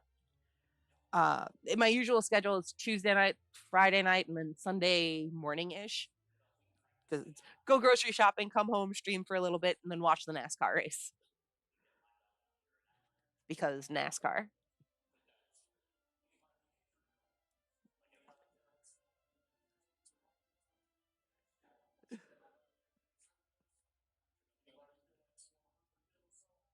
I very much appreciate it. Thank you for hanging out. Thanks, everybody who joined, everybody who's hanging out. I really appreciate it. It was really nice to meet you as well. And don't forget to reach out about that Arcanine. I already have vague ideas of how I would create that, depending on the size, of course.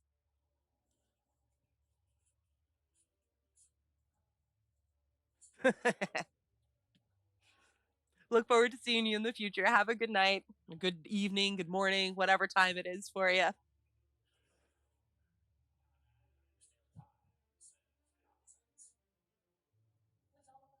Thanks.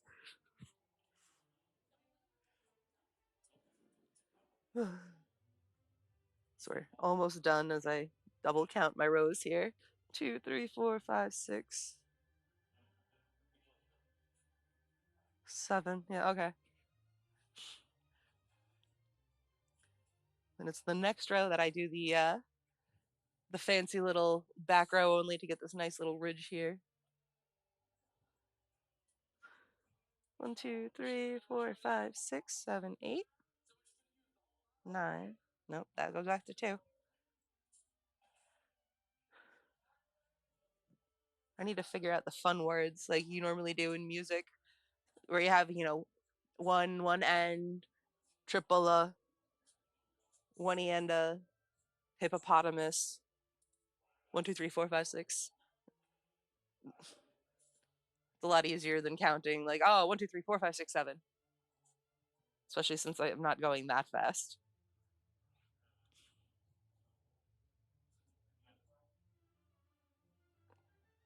One, two,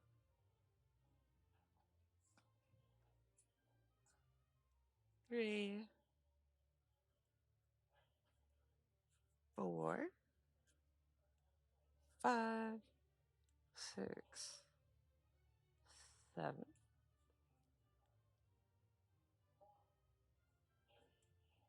two, three, four, five, six, seven. And I don't have to worry about counting the total number of stitches when I do this because it's a step up pattern and you have a very obvious, hey, this is the end of the row. I can just count how many stitches are in each repeat. So I don't have to count, oh, let me count all the way to 70. Let me count all the way to 80. Because then we'd be here forever. Or I'd just be using stitch markers. Two, three, four, five, six, seven. We join it.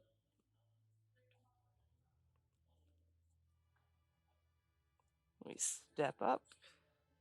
Now we're working into the back loop to create the nice like bucket shape. Two.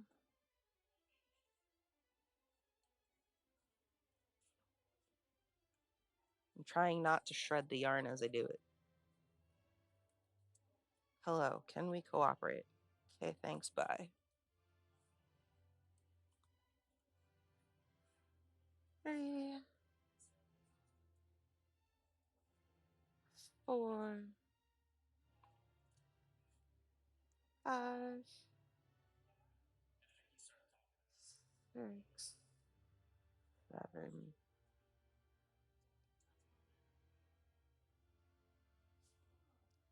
eight. One, two, three, four, five, six, seven, eight,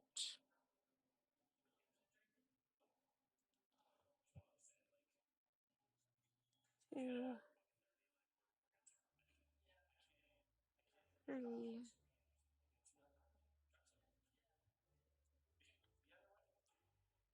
four,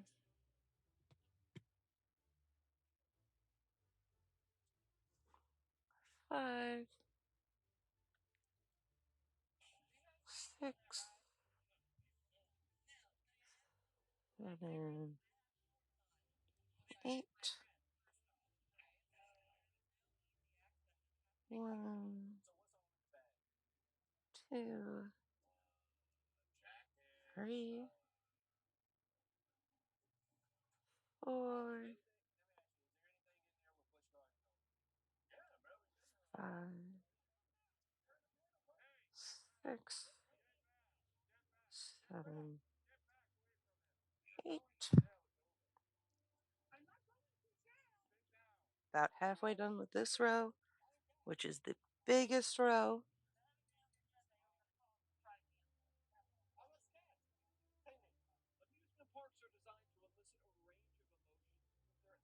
Three, 4, 5, 6, 7, 8, 1. Oh, thank you for the follow.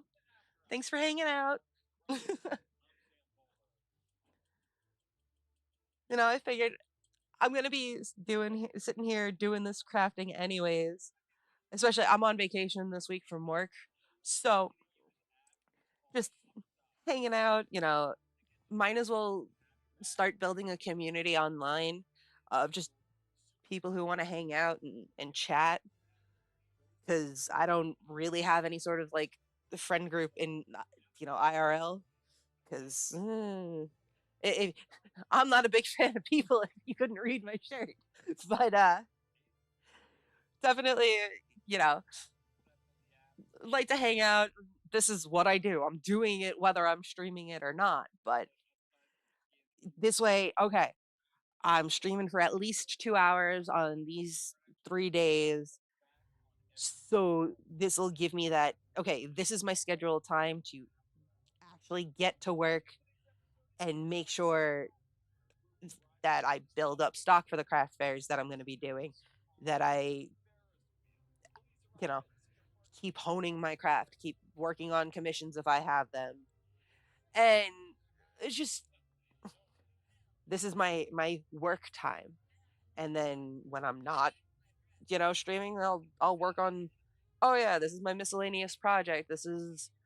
Uh this is a project for me. This is, oh, I want to try making this completely random thing. Like I made can't really see it on, oh yeah, but this is a giant queen size blanket that you can kind of see in the background here.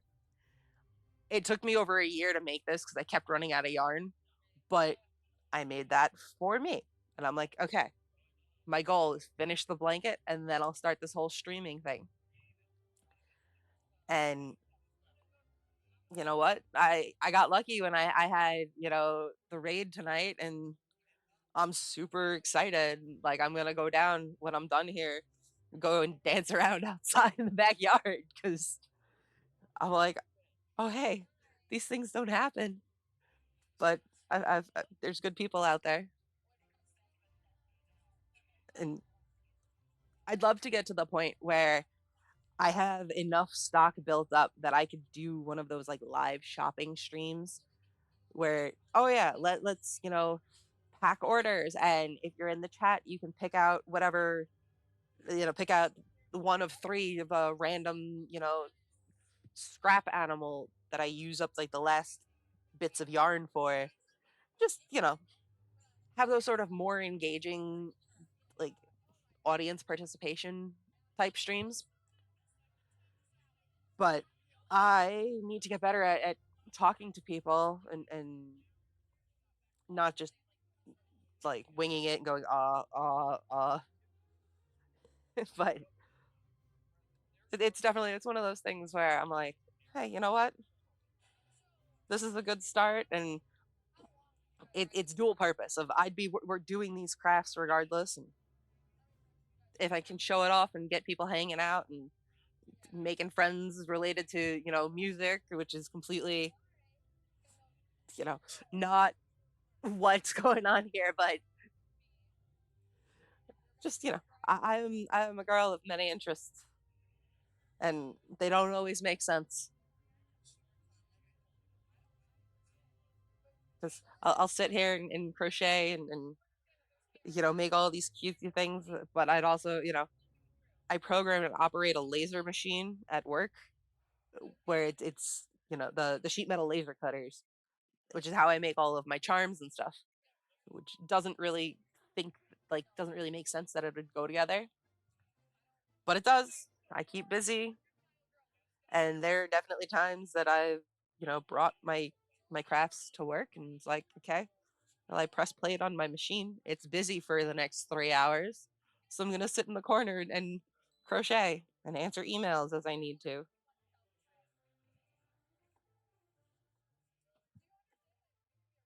So now we start with a decrease row to create the sides of the hat.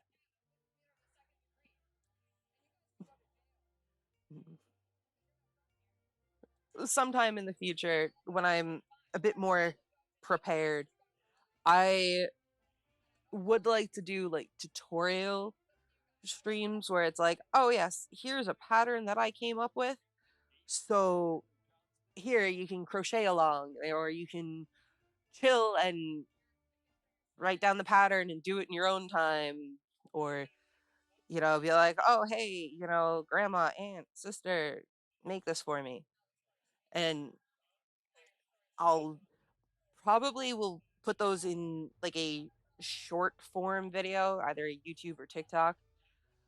And I want to make the all of the little mini Pokemon that here. I have pictures of these.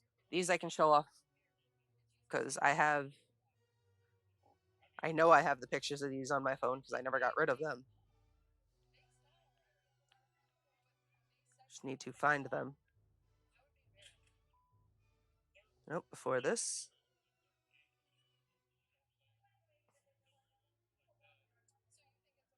There we go.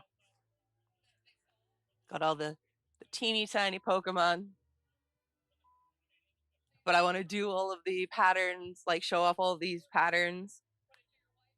And these are some of the other ones that I started the next like 9 of them. Beedrill, I'm super happy with how he came out. But I'd love to be able to go through and actually demonstrate these patterns while having the written instructions either in the description or a link to wherever the pattern is available. And those patterns I would actually make free and available once I write them digitally, as opposed to, ah, yes, they are scribbled in my little notebook because I very much like the tactile sense of handwriting things. Even when I'm like writing fan fiction that I have to type up, I have my notebooks, I have my gel pens or my fountain pen, and I sit there and I write it by hand first because that at least lets me get through the first edit, the first draft. Yes, let me write it, and then I try and type it. And I'm like, I accidentally several words there, and I'll usually then be editing it as I'm typing it up for the first time, just to be like, ah, yes, well, I used the same beginning structure. They did this, they did that, they felt this. So I'm like, okay, hold on, we got to re-edit this whole thing.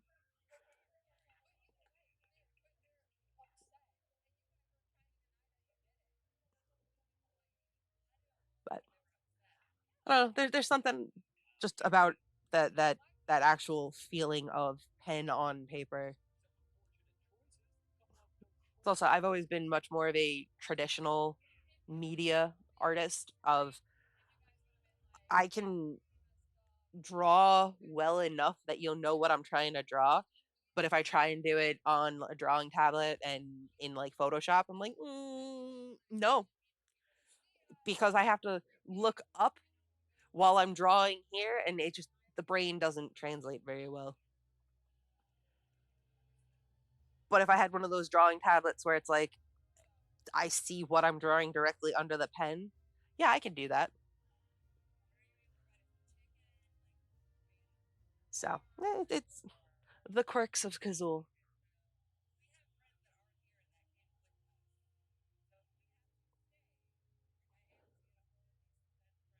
Let's keep pushing along. This is definitely one of the longest streams that I've done, but since y'all came in like halfway through when I had been going, want to hang out, give you at least a chance to see what I do. I have a tendency to alternate between rambling, telling stories, or silently dancing to music.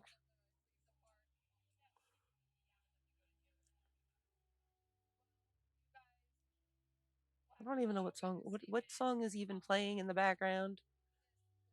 Uh, Emperata Overture.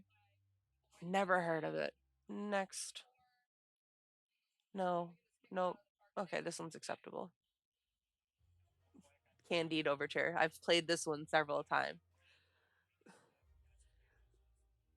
So, for you guys in chat, like, can you hear the classical music that's playing? Because I don't. I started doing this like halfway through. Um, I don't know if I need to change the volume or if I'm talking loud enough, or if y'all wouldn't mind helping me out trying to figure that one out. Let me know if you can hear it, you can't hear it, you don't know what I'm talking about, and I'm insane, because that's also a possibility.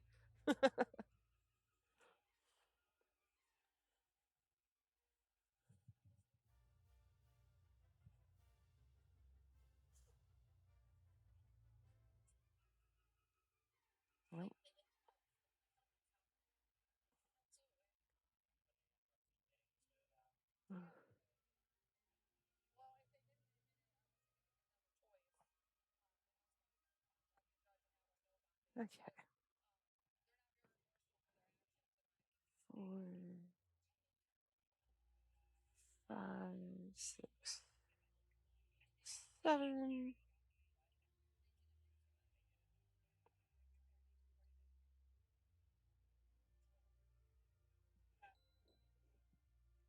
2, 3, 4, 5, 6, 7. I'm gonna raise this up just a little bit. You guys will have to let me know if the background music gets too loud, if you can hear it. Because I didn't really do any sort of tests. I just went, hey, I want to listen to classical music in the background of this. Let's get Spotify up and playing.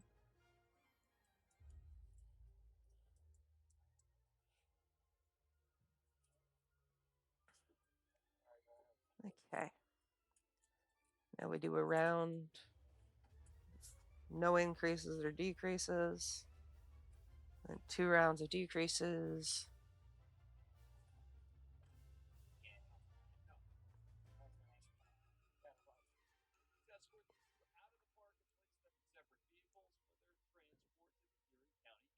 Ugh.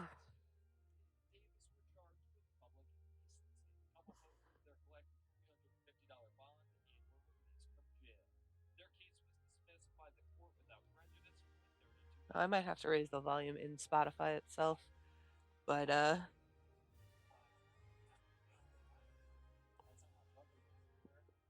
me let me hydrate for a moment, because hydration is important.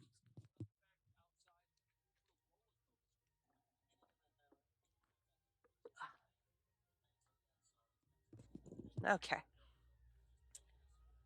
It's getting a little parched there. At least I haven't started choking on air, because that's the thing that happens now that it's spring. Mother Nature decides, nah, you wanted to breathe? You don't need to do that.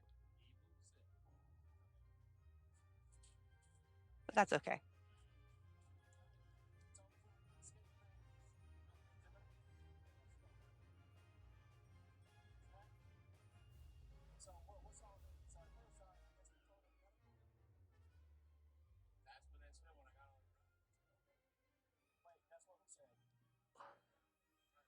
So,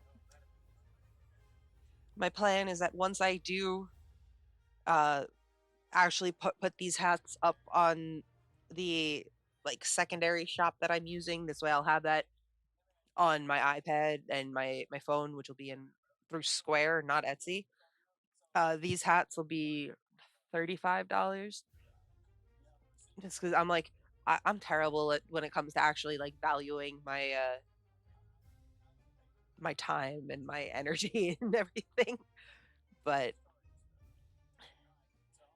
I was talking to my mom and her friend, and I was like, "So what would you pay for something like this?" And she gave me a number, and I'm like, "Oh, that's higher than I was expecting." So these will be available for 35 when they are listed. Most of the keychains are 10. Earrings go anywhere from 15 to 25. Not everything is listed on the Etsy shop. Um, because Etsy gets a little annoying trying to track the stock for like different colors of the same item.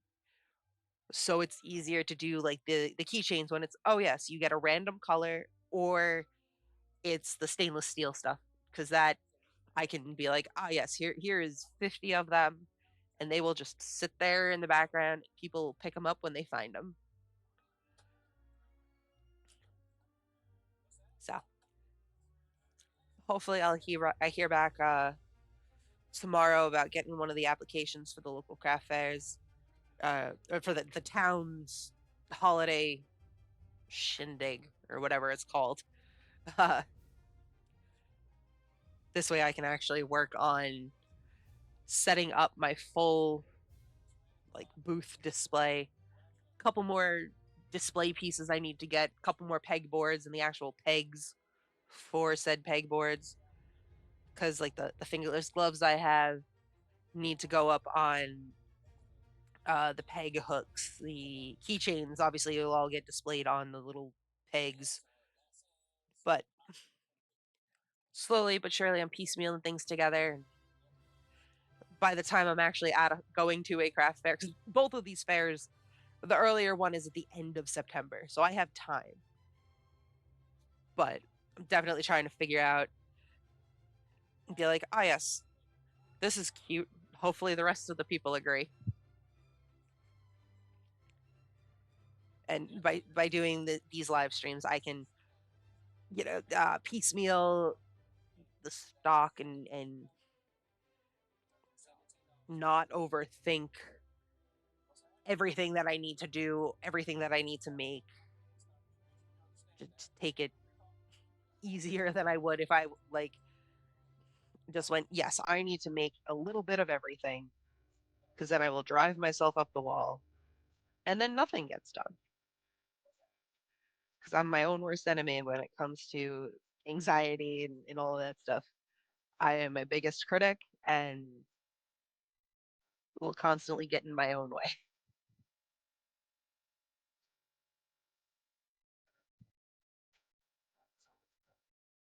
3, 4, 5, 6.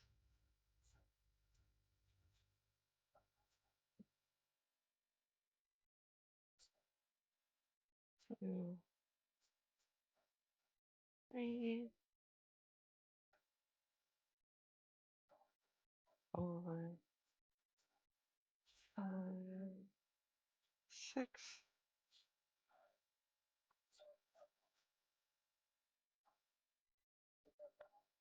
1, 2, 3,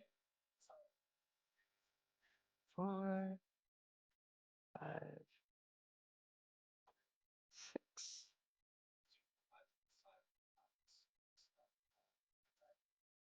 1, 2, 3,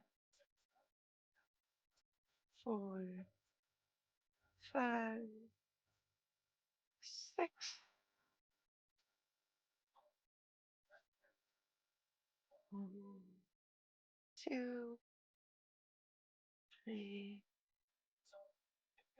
4, 5.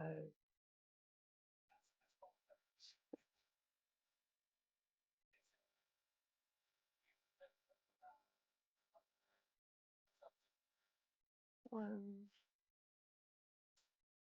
two, three,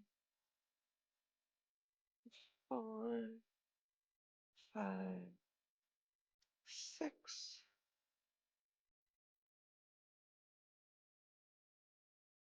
One, two, three, four, five, six.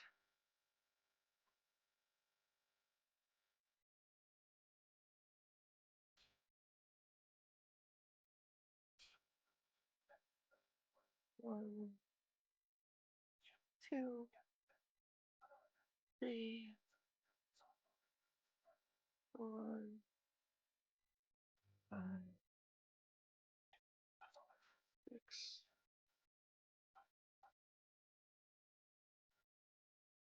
One, two, three, four, five, six.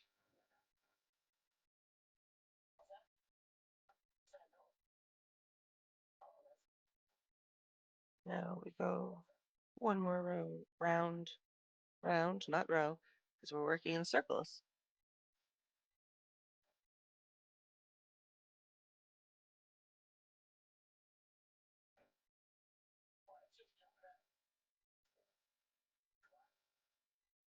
So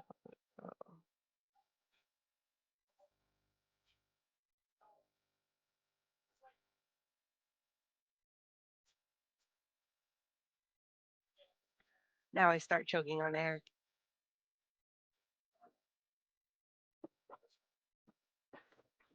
Ugh. It's getting late. I've been streaming for almost 3 hours. I haven't streamed for this long yet. Um, and I've been talking a lot more than I normally do. So I apologize for the random choking. I forget how to human sometimes.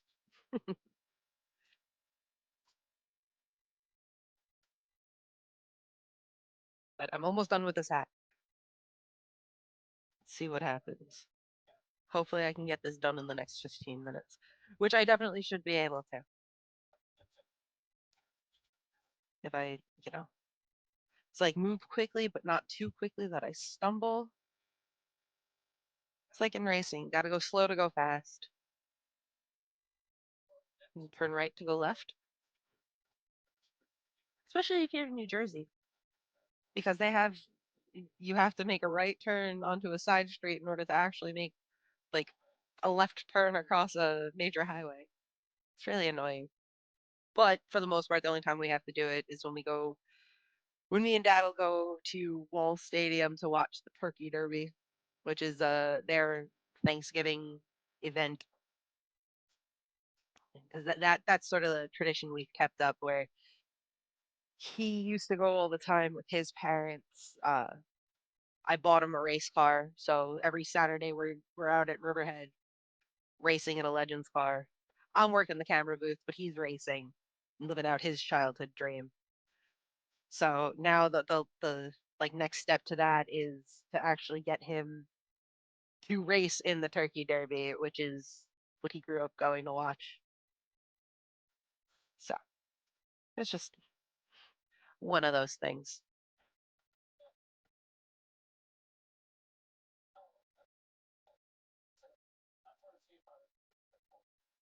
We're almost done, at the very least with this round. So then it goes quicker from this last round.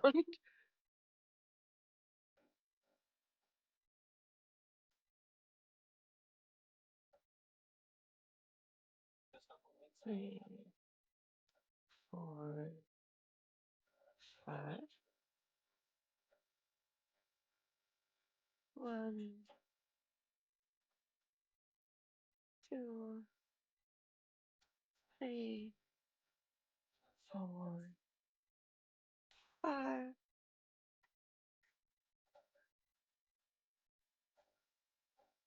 And now it's the beginning of the end.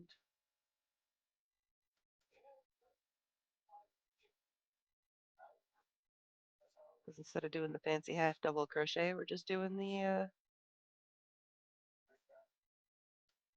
single crochet to create a nice sort of finish to the hat. I do one round of this, do the brim, do a final edging around everything. And we call it a day. A day.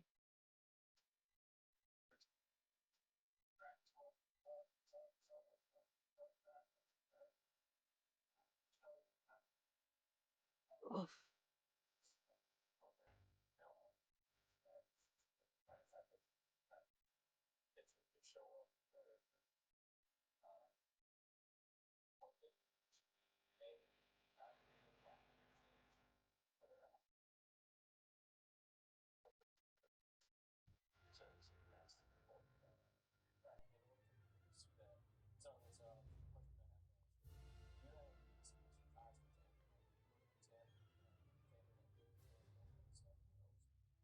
This is Tchaikovsky 4, I believe.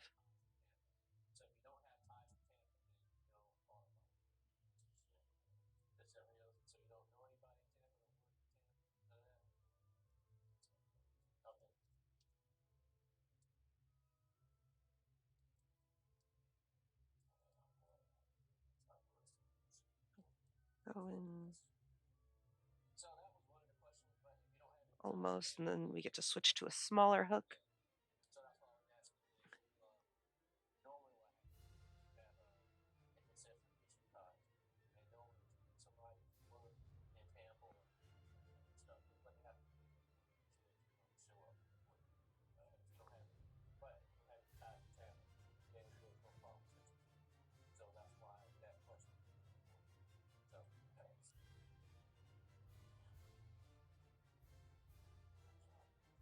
Okay.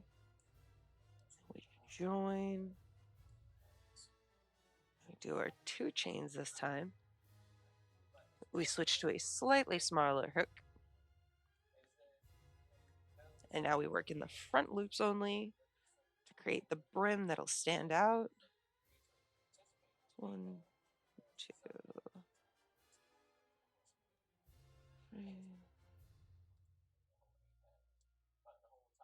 3, 2, 2, 3, 3, 2, 3, 4, 2, 3, 5,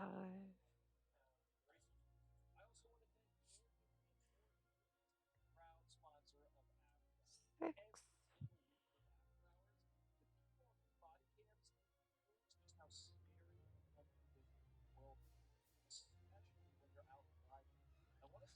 7. Now let's make sure I actually know how to count. Because it's like, you know how to count, but you're never sure. 1, 2, 3, 4, 5, 6, 8, 9, 10, 11, 12, 13, 14, 15, 16, 17, 18, 19, 20, 21, 22. Fantastic. I know how to count.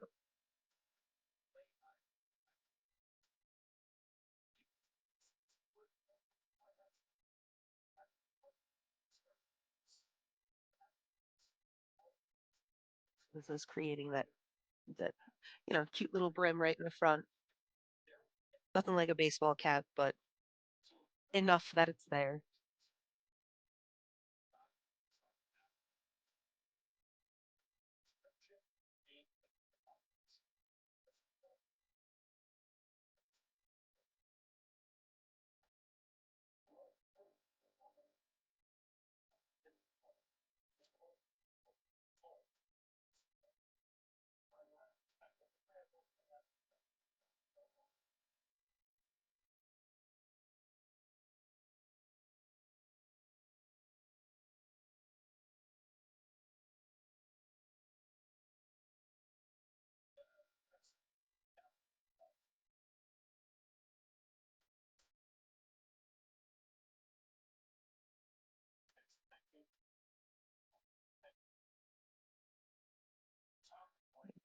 decrease at both ends of the brim. Start curving it in a little bit. Nothing drastic.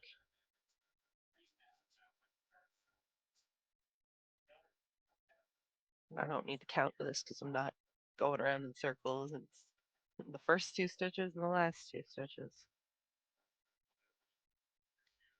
To go all the way across.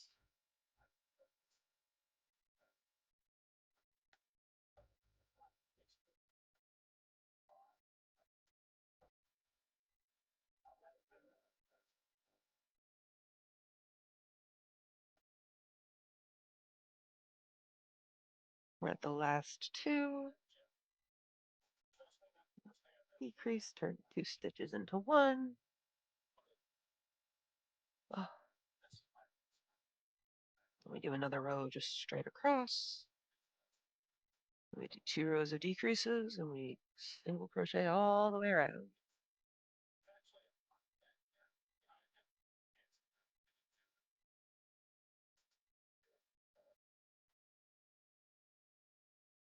Again, as long as I don't shred the yarn. There we go.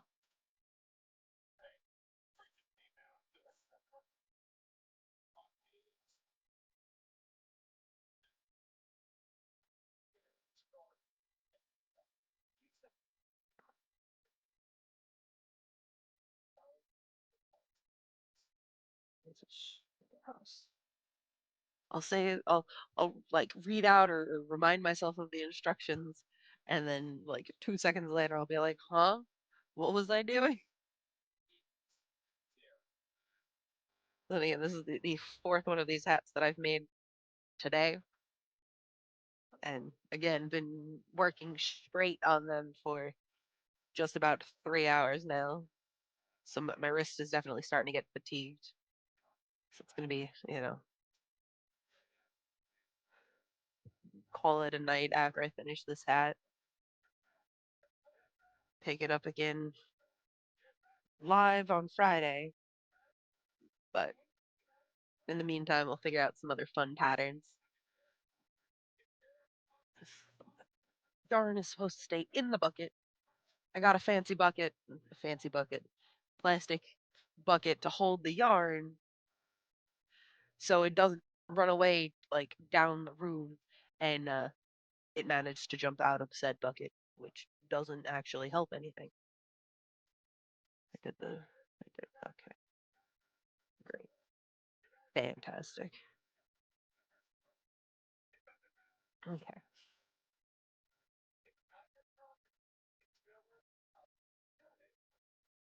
we got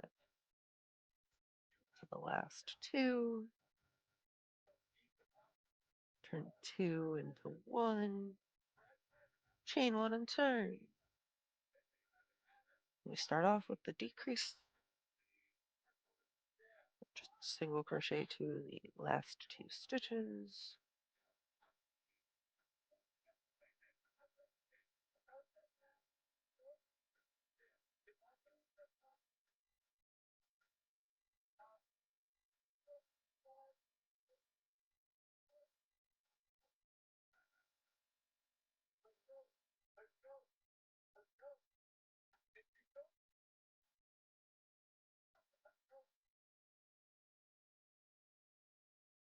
And now we single crochet around the entire hat to make a nice, you know, finished edge.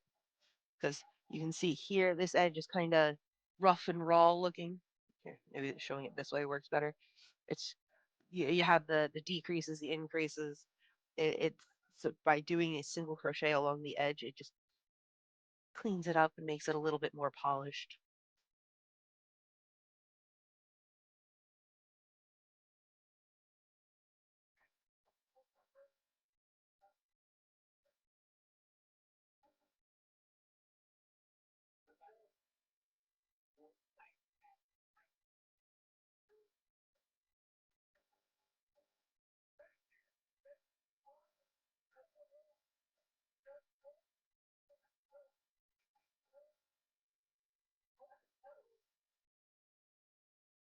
Yeah, now we work into these side rows.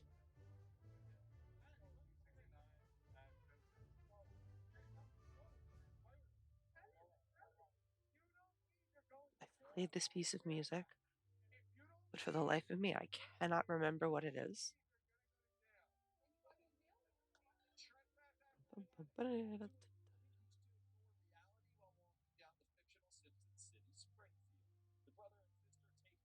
I gotta look. I'm gonna kick myself.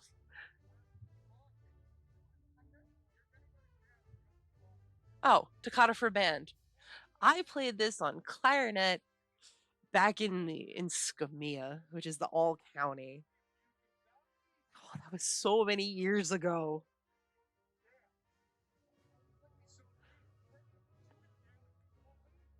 I did that in 5th grade.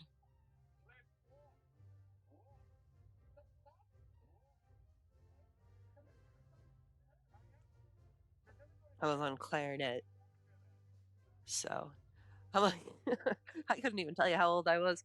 All I know is that that was a long time ago.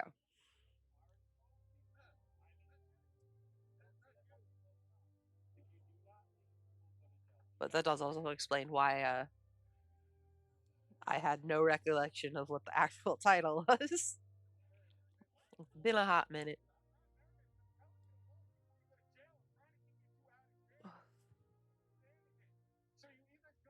Okay, we are almost done.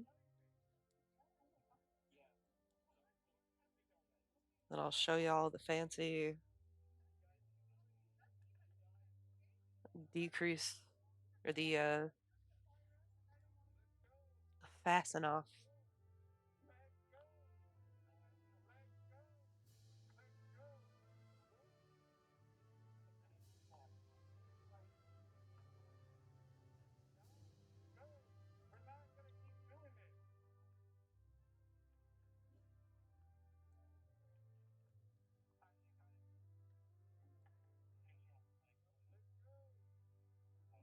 Okay, so we are done crocheting. We snip the yarn, pull that through, stretch out the hand. Then it's thread the needle.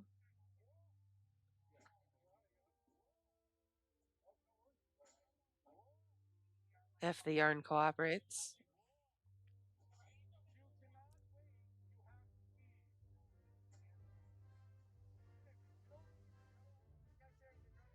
Wow. Okay, this yarn does not want to cooperate with me. It's like, no, no, no, no, no. We need you to stay for longer. Okay, there we go. So this is a go under the loops of the first stitch, back under, down. So you're basically using this tail to create like a fake stitch. Because then, again, it's a little hard to see with this yarn, but you create a nice, like, rounded edge that will sort of disappear. You don't have a like a disjointed step like you do with some types of finish offs, finishes, however you want to call that. Then it's a, you know, little knot, and then it's hide the tail. Easiest way I do it is going through these back loops.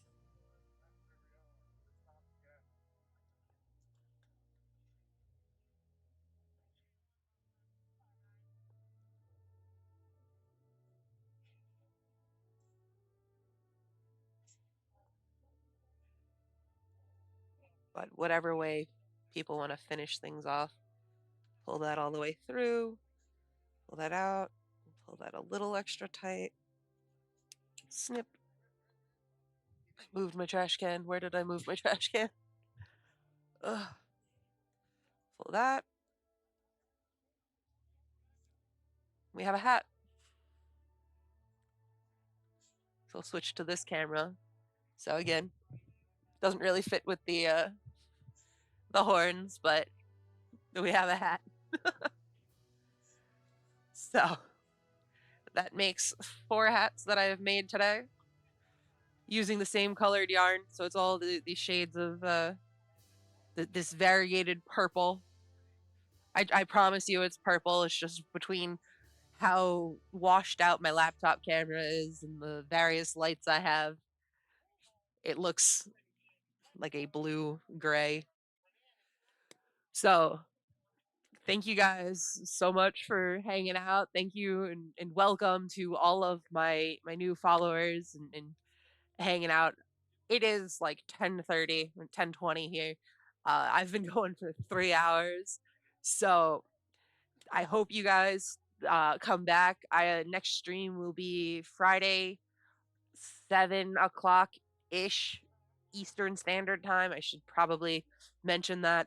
Um, I will work on actually like putting the schedule into the Twitch about section. And yeah, so that'll be it for me. And I will hopefully see you guys on Friday. Bye bye.